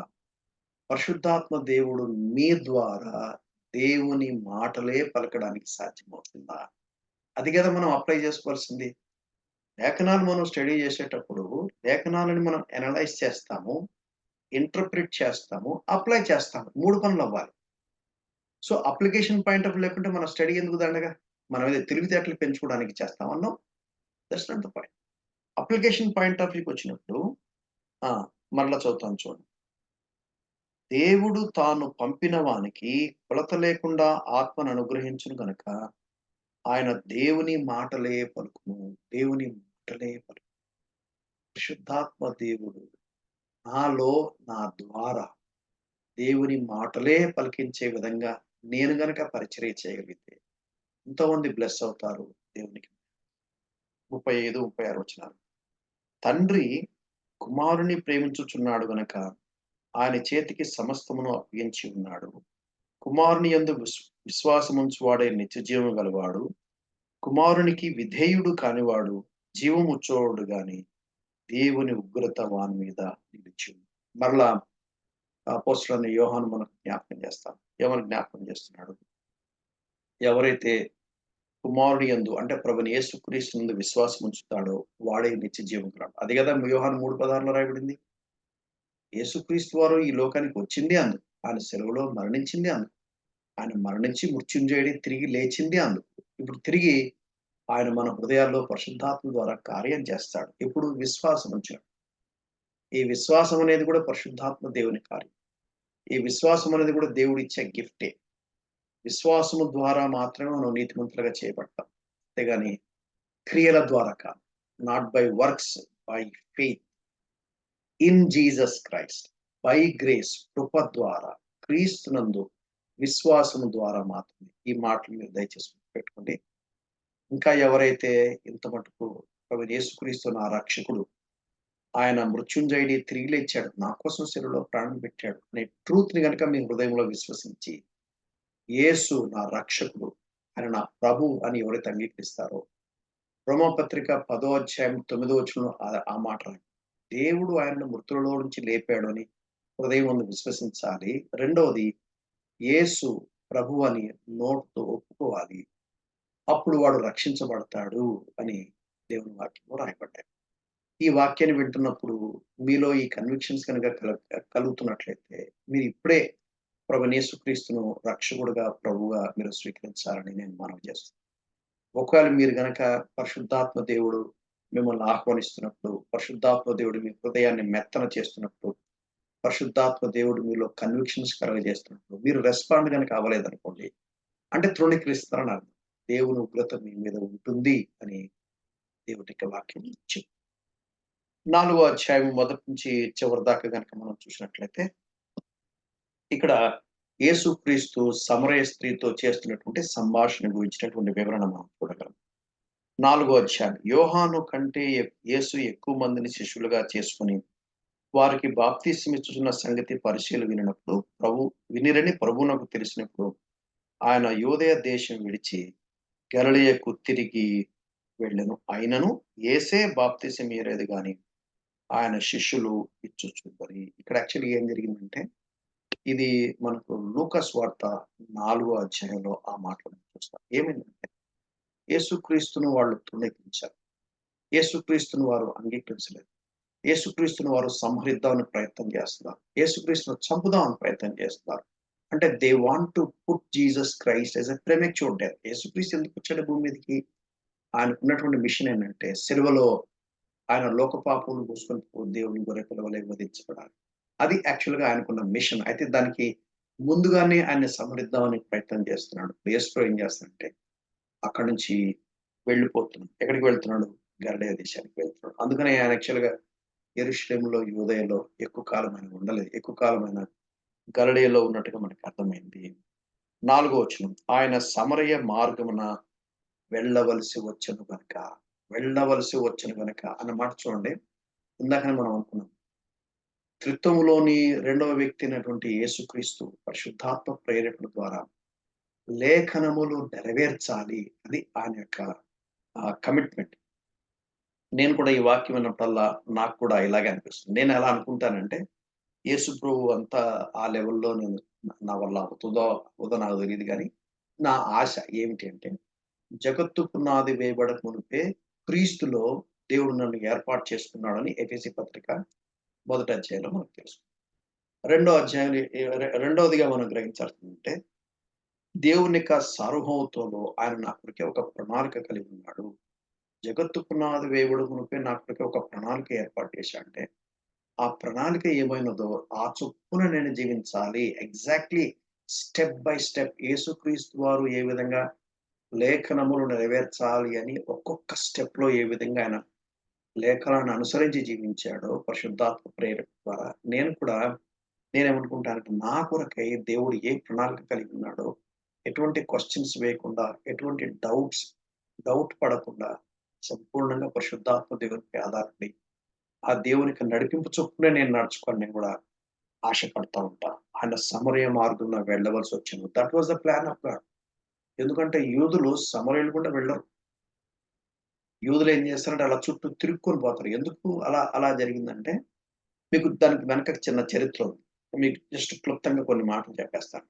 ఏంటిదంటే, అష్షూరీయులు క్రీస్తు పూర్వం 722 ఇశ్రాయేలీయుల 10 గోత్రాల పైన నార్దర్న్ కింగ్డమ్ పైన దాడి చేసినప్పుడు, వాళ్ళని చెరగా తీసుకొని పోతారు. చెరగా తీసుకొని పోయిన తర్వాత వాళ్ళేం చేశారంటే, అష్షూరీయులను తీసుకొచ్చి ఇశ్రాయేలు దేశంలో పెట్టారు. ఎందుకు పెట్టారంటే, అక్కడ ఉన్నటువంటి ద్రాక్ష తోటలు గాని, పంట అంతా ఉంటది కదా! వాళ్ళొచ్చి ఇక్కడ ఉండి, వీళ్ళ మీద పెత్తనం చేసి, ఎక్కువ శాతం బలమైన వాళ్ళని, యుద్ధం చేసేవాళ్ళని, పనికొచ్చేవాళ్ళని అలా డిస్‌ప్లేస్ చేసి మొత్తంగా ఆ ఇశ్రాయేలీయుల దేశం అంతా కూడా వాళ్ళేం చేశారంటే, అష్షూరీయులతో నింపేస్తారు. అట్లా వాళ్ళు ఉండి కొంతకాలం ఏమైందంటే, వాళ్ళు రాజీ పడ్డారు. రాజీ పయ్యి ఇంటర్ మ్యారేజెస్ చేసుకున్నారు. యూదులు ఎప్పుడు కూడా వాళ్ళు, వాళ్ళు యూదులనే వివాహం చేసుకోవాలి గానీ, బయటికి వెళ్ళటానికి వీల్లేదు. కానీ ఇక్కడ వాళ్ళేమైపోయారంటే, వాళ్ళకి బలగం లేదు. వాళ్ళు అష్షూరీయుల దేవతలను పూజించడం మొదలుపెట్టారు. అసలు ఇశ్రాయేలుల చరిత్ర అంతా చూస్తే, వాళ్ళు ఎక్కువ శాతం వాళ్ళు దేవున్ని ఆరాధించకుండా, అక్కడ ప్రారంభం దగ్గర నుంచి మనకు మొదలవుతుందన్నమాట. యరొబాము చేసినటువంటి దాను, బేతేలులో ఒక దూడలను పెట్టి అక్కడి నుంచి స్టార్ట్ అయింది. ఆ తర్వాత ఆహాబు గాని, ఎంతో మంది దేవునికి వ్యతిరేకంగా విగ్రహారాధన విపరీతంగా చేసినటువంటి పరిస్థితి మనం చూస్తాం. సో, అక్కడ వాళ్ళు రాజీ పడ్డారు. So, to cut the long story short, బబులోను రాజు వచ్చి యూదుల పైన క్రీస్తు పూర్వం 606 నుండి 586 3 విడతలుగా వాళ్ళని దండించి తీసుకొని పోతాడు. చివరి విడతలో యెరూషలేమును సర్వనాశనం చేస్తాడు. తగలబెడతాడు. దేవాలయాన్ని పూర్తిగా కాల్చేస్తాడు. రాయి మీద రాయి లేకుండా నాశనం చేస్తాడు. కొంతమందిని బందీలుగా తీసుకొని పోతాడు. కొంతమందిని ఇక్కడ వదిలేస్తాడు. వాళ్ళ ప్రతినిధులు రాజ్యం చేస్తారు. 70 ఇయర్స్ యూదా దేశము ఏమైందంటే విశ్రాంతిని అనుభవించింది. ఇర్మియా గ్రంథంలో చెప్పబడిన మాట ప్రకారంగా. వాళ్ళు మళ్ళా తిరిగొచ్చినప్పుడు మీకు తెలుసు ఎవరు జెరుబ్బాబెలు, యెహోషువ ఆధ్వర్యంలో వాళ్ళు తిరిగొచ్చారు. ఆ తర్వాత మళ్ళా మీకు ఎక్కడ కనపడుతుందంటే, వాళ్ళు దేవాలయాన్ని కట్టేటప్పుడు మేము గూడా కడతామని కొంతమందొస్తారు. ఎస్పెషల్లీ నెహెమ్యా టైంలో ఆ విషయం నేను ఎక్కువగా చూస్తాం. నెహెమ్యా టైంలో మేము గూడా కడతాం. మేము గూడా యూదులమే. మేము గూడా మీ వాక్యాన్ని ప్రేమిస్తూ ఉంటారు. వాళ్ళెవరంటే రాజీ పడ్డారు. అక్కడి నుంచి వాళ్ళేం జేశారంటే, ఎవరైతే యూదులు వాళ్ళ వాళ్ళ ఐడెంటిటీని కాపాడుకోకుండా ఇతరులతో రాజీ పడి, వివాహాలు చేసుకొని, అన్యులతో పొత్తు పెట్టుకున్నారో వాళ్ళందరిని సమరయులంటారు. అంటే వాళ్ళలో కూడా కొంత వాళ్ళ యూదా సాంప్రదాయం ప్రకారంగా పాలిస్తారు. వాళ్ళు ఏంటిదంటే ఓన్లీ పంచకాండాలు మాత్రమే యాక్సెప్ట్ చేస్తారు. అంటే 5 ఆదికాండం, నిర్గమకాండం, లేవికాండం, సంఖ్యాకాండం, ద్వితీయోపదేశకాండం అంత మటుకే చూస్తారు గానీ, పాత నిబంధనలో 39 ఉన్నాయి గదా! మిగిలినవి వాళ్ళు యాక్సెప్ట్ జేయరు. సో, 5 మాత్రమే యాక్సెప్ట్ చేస్తారు. సో, అందుకని యూదులు ఏం చేస్తారంటే వాళ్ళని తక్కువగా చూస్తారు. వాళ్ళతో పొత్తు పెట్టుకోరు. వాళ్ళు కూడా ఏం జేశారంటే గెరిజీం మీద ఒక వీళ్ళు యెరూషలేముకు వాళ్ళు రానివ్వట్లేదని జెప్పేసి, గెరిజీంలో వాళ్ళు ఏం చేశారంటే కొండ మీద దేవాలయం కట్టుకున్నారు. వాళ్ళక్కడ దేవుడిని ఆరాధిస్తారు. అది యూదుల అది సమరయుల చరిత్ర. ఎవరు ఈ సమరయులంటే మిక్స్‌డ్ జనాలు. వాళ్ళు రాజీ పడ్డవాళ్ళు కేవలము ధర్మశాస్త్రం అంటే 5 ఖండాలు మాత్రం వాళ్ళు యాక్సెప్ట్ చేస్తారు. వాళ్ళు కూడా మెస్సయ్య వస్తాడని యాక్సెప్ట్ చేస్తారు. వాళ్ళు కూడా మెస్సయ్య గురించి ఎదురు చూస్తారు. వాళ్ళు కూడా ధర్మశాస్త్రాన్ని పాటిస్తారు. కానీ ఇశ్రాయేలీయులు లేతే యూదులు ఎంత నిష్ఠతో ఉంటారో వాళ్ళు అలా ఉండరు. కొన్ని మిక్స్‌డ్ రూల్స్ అండ్ రెగ్యులేషన్స్ ఉన్నాయి. అందుకని వాళ్ళు ఆ రూట్‌లో పోరు. కానీ యేసు ప్రభు దేవుడు అందరికీ దేవుడు గదా! యూదులకు మాత్రమే దేవుడు కాదు. ఆయన అందరికీ దేవుడు గదా! ఇప్పుడు దేవుడు ఒక స్పెసిఫిక్ సిగ్నల్ వాళ్ళకి ఇస్తున్నాడు. ఏమని ఇస్తున్నాడంటే, యూదులు మిమ్మల్ని తక్కువగా చూస్తారు. యూదులు మీ ద్వారా వెళ్ళరు. వాళ్ళు మీతో స్నేహం చేయరు. మీతో కలిసి భోజనం చేయరు. మీతో కలిసి సహవాసం చేయరు. But I love you so much. నేను మీకోసం గూడా వచ్చాను అని చెప్పడానికి ఒక సిగ్నల్ ఆయన సమరయ మార్గంలో వెళ్ళవలసొచ్చింది. యాకోబు తన కుమారుడైన యోసేపుకిచ్చిన భూమి దగ్గరున్న సమరయలోని సుకారను ఒక ఊరికి వచ్చెను. ఇప్పుడు ఈ వివరణ ఎప్పుడు యాకోబు ఇచ్చాడు? ఈ సుకారను ఊరు ఎక్కడుంది? మనకు లేఖనాల్లో కనబడతది. ఇప్పుడు నేను అంత వివరంగా నేను మీకు వెళ్ళక్కర్లేదు. బట్ యాకోబు ఇచ్చాడు అనే వివరణ అయితే మనకెక్కడ కనపడదని నేను అనుకుంటున్నాను. నాకైతే ఎక్కడ దొరకలేదు. యేసు ప్రభు అక్కడికొచ్చాడు. అంటే వాళ్ళకి గూడా ఒక బిలీఫ్ ఉంది. ఇది యాకోబు మాకిచ్చాడు. మేము గూడా యాకోబు గూడా మావాడే అని క్లెయిమ్ చేసుకుంటున్నారు వాళ్ళు. అక్కడ యాకోబు బావి ఉండను గనక యేసు ప్రయాణం వలన అలసి ఉన్న రీతినే ఆ బావి యొద్ద కూర్చుండెను. యేసు ప్రభు అలసిపోవడం అంటే దేవుడు గదా! దేవుడు అలసిపోతాడా? అంటే ఇక్కడ 2 విషయాలు చూడాలి. ఒకటి యేసుక్రీస్తుని చూసినప్పుడు డివైన్ డైమెన్షన్‌లో చూస్తేనేమో దేవునికి అలుపు రాదు. హ్యూమన్ డైమెన్షన్‌లో చూసినప్పుడు ఆయన అలసిపోతాడు. నిద్రపోతాడు. అలసిపోతాడు. ఆకలేస్తుంది. తింటాడు. యాక్చువల్‌గా this is the proof that Jesus is not only in divine పర్స్పెక్టివ్‌లో మాత్రమే కాకుండా హ్యూమన్ డైమెన్షన్‌లో కూడా ఆయన ఆయన ఆయనలో ఉంది అని అర్థం చేసుకోవడానికి ఇదొక ప్రూఫ్ అన్నమాట. ఆయన అలసిపోయాడు కాబట్టి యెస్ హి ఈస్ 100% ఆయన మానవుడు అనడానికి రుజువన్నమాట. Excuse me.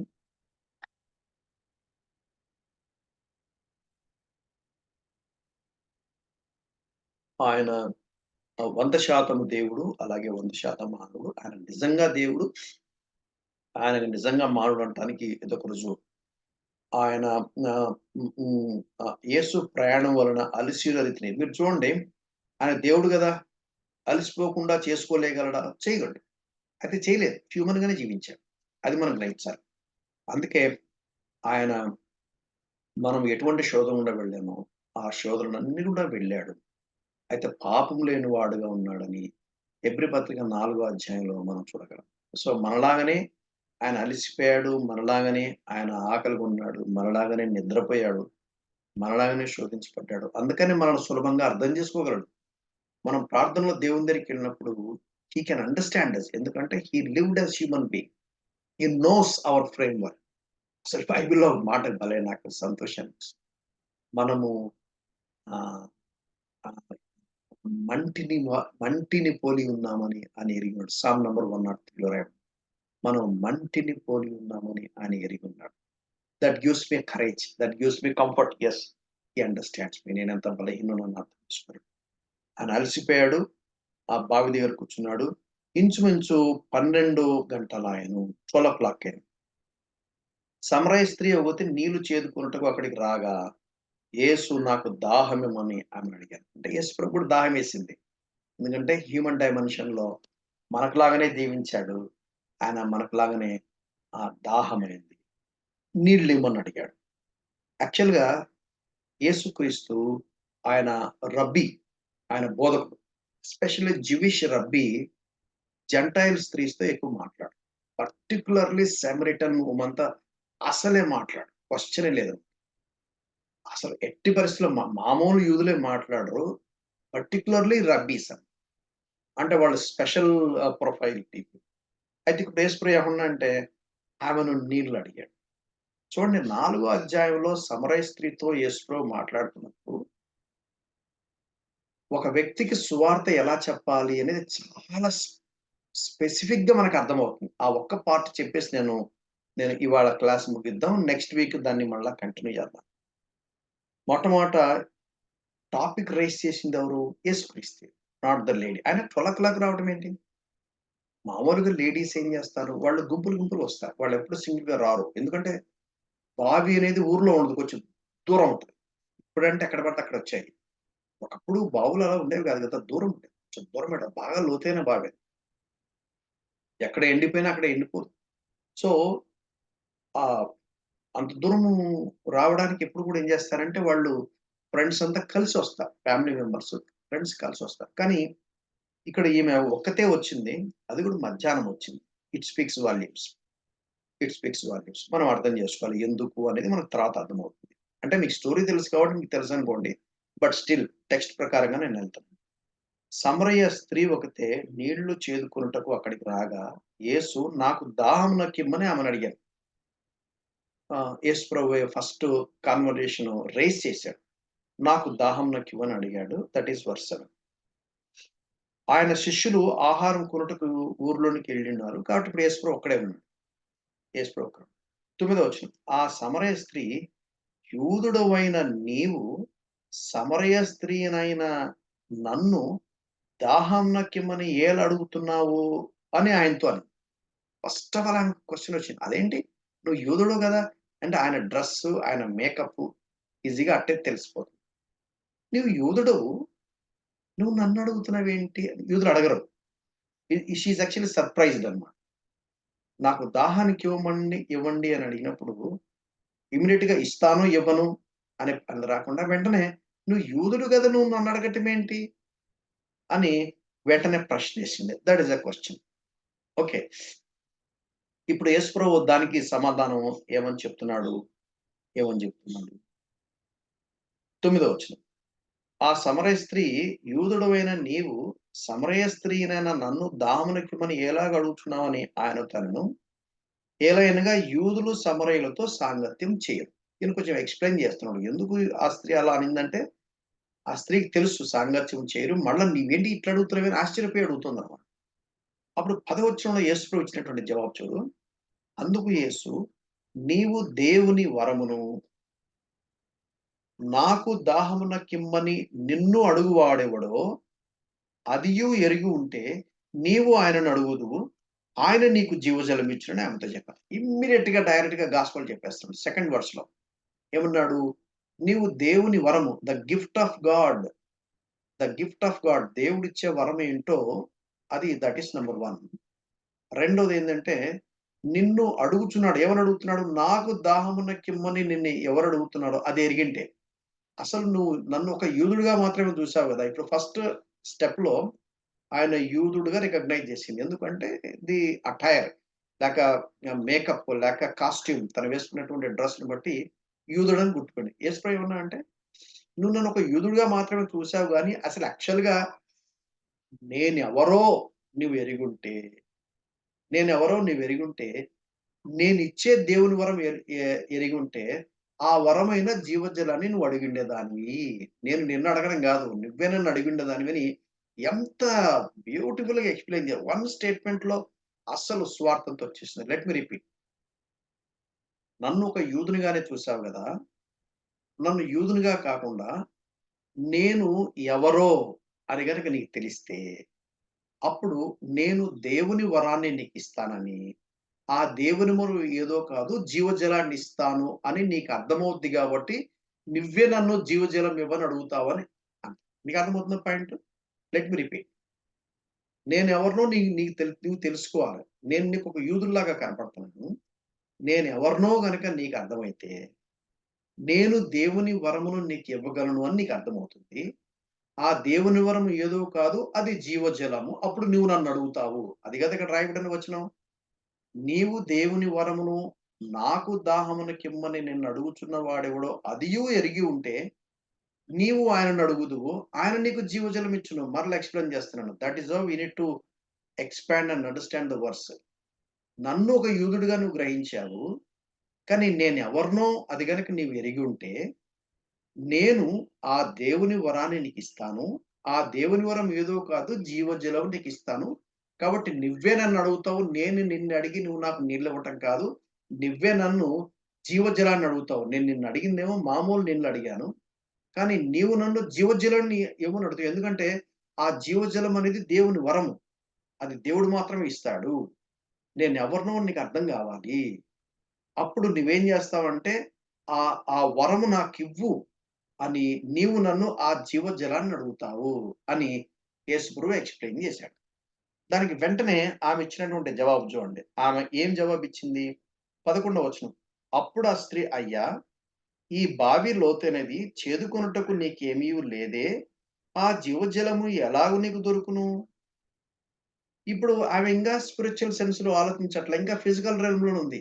నికోదేము ఏ విధంగా నూతన జన్మ అనంగానే మళ్ళా నేను తల్లి గర్భంలోకి ఎట్ట పోతా? నేను ముసలోడిని గదా! అని ఫిజికల్‌గా ఆలోచిస్తున్నాడు.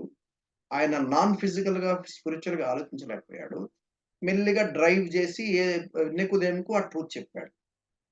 ఇప్పుడు సమరయ స్త్రీ మరలా ఎలా స్పందించిందంటే, "ఈ బావి బాగా లోతైంది గదా! నీ చేదుకోవడానికి నీ దగ్గర బకెట్ లేదు, తాడు లేదు. నువ్వెట్లిస్తావు నువ్వు?" అని చెప్తూ ఏమని చెప్తుంది? తానును, తన కుమారులును, పశువులను ఆ బావి నీళ్లు త్రాగి మాకిచ్చిన మన తండ్రి అయిన చూసారా? మన అని కలిపేసుకుంటుంది. మీ తండ్రి అనాల్సకుండా, మన తండ్రి అయిన యాకోబు కంటే నువ్వు గొప్పవాడవా? అని అడిగింది. నువ్వు నన్ను యూదుడుగా మాత్రమే ఎరిగావు. యూదుల కంటే కొంచెం డిఫరెంట్ పర్సన్ నేను అని ఇండైరెక్ట్‌గా చెప్పాడు. ఇప్పుడు ఏమేమంటుందంటే, "నువ్వు యాకోబు కంటే గొప్పోడివా నువ్వు?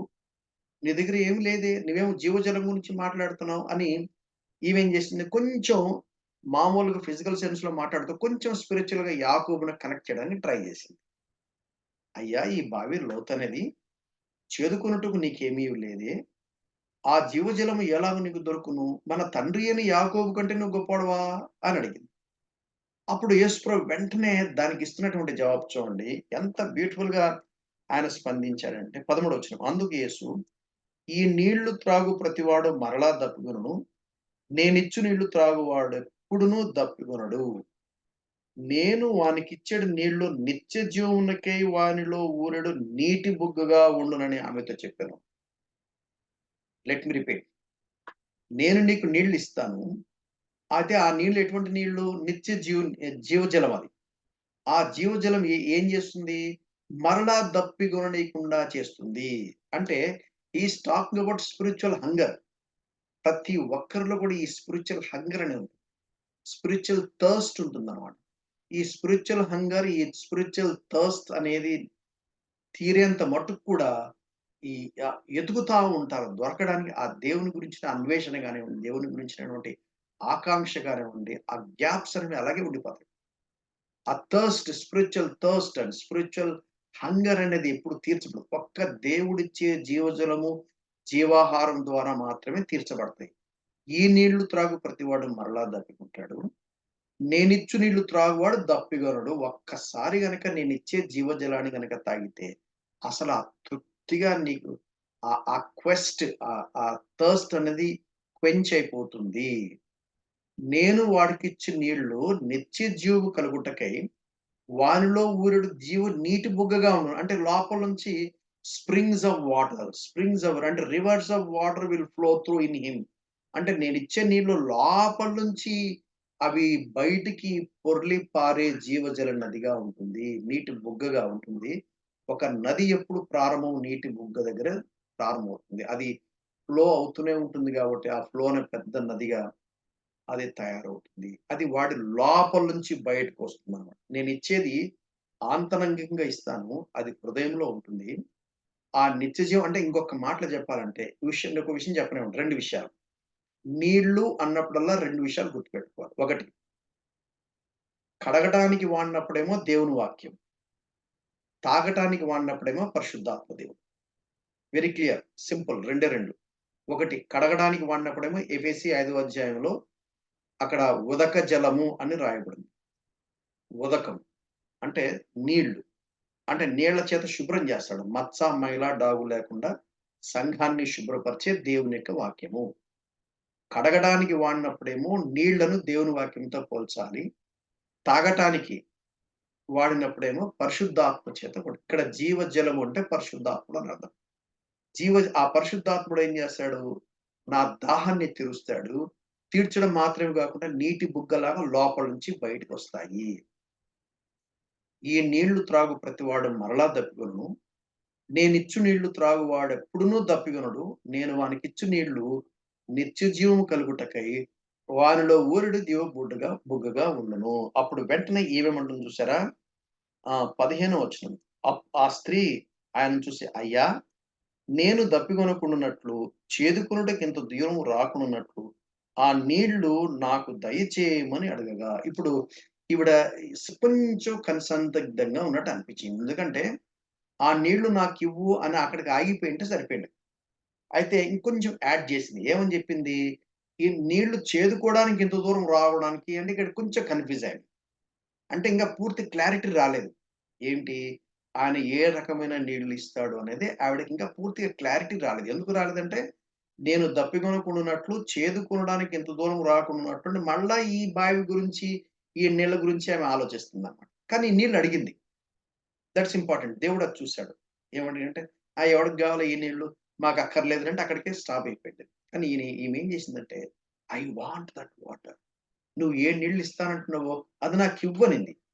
అయితే ఆమె కన్‌ఫ్యూజ్ అయిపోయి ఏమనిందంటే, నేనింత దూరం రాకుండా నేను ఆగిపోతానులే. ఆ నీళ్ళు ఇస్తే సరిపోతుంది. ఎందుకంటే, ఇక మళ్ళా నీటి బుగ్గగా ఉంటుందన్నావు గదా! అంటే అదేదో ఆమెకి సరిగ్గా అర్థమైనట్లేదు. బట్ మొత్తం మీద ఆమెకు అర్థమైందేంటంటే, ఈయన మామూలు వ్యక్తి కాదు. ఆయన డెఫినెట్‌లీ డిఫరెంట్ పర్సన్ అనేదైతే అర్థమైంది. ఆయన ఇచ్చే నీళ్ళు మామూలు నీళ్ళు గాదు. అదేదో నా అక్కర తీర్చగలుగుతుంది. అంటే మరలా దప్పికొనకుండా చేసేది ఏదో బాగున్నట్టుంది. నాకు కొంచెం ఇవ్వండి అని అడిగింది. సో, కొంత వర్క్ జరిగింది. ఆవిడలో కొంత వర్క్ జరిగింది. విల్లింగ్‌నెస్ అనేది ఆమె చూపించింది. తర్వాత అప్పుడు దానికి వెంటనే ఉండి నేనిస్తాను అని చెప్పలా. అప్పుడు యేసుప్రభు ఏమన్నాడు? దానికి కొంచెం లింక్ ఉందన్నమాట. అప్పుడేమన్నాడు తెలుసా? 16వ వచనంలో, "నీవు వెళ్లి నీ పెనిమిటిని పిలిపించుకొని ఇక్కడికి రమ్ము" అని ఆమెతో చెప్పాడు. అదేంటి పెనిమిటికి ఏమి సంబంధం? ఈమెకు గదా! రక్షణ అనేది వ్యక్తిగతమైంది గదా!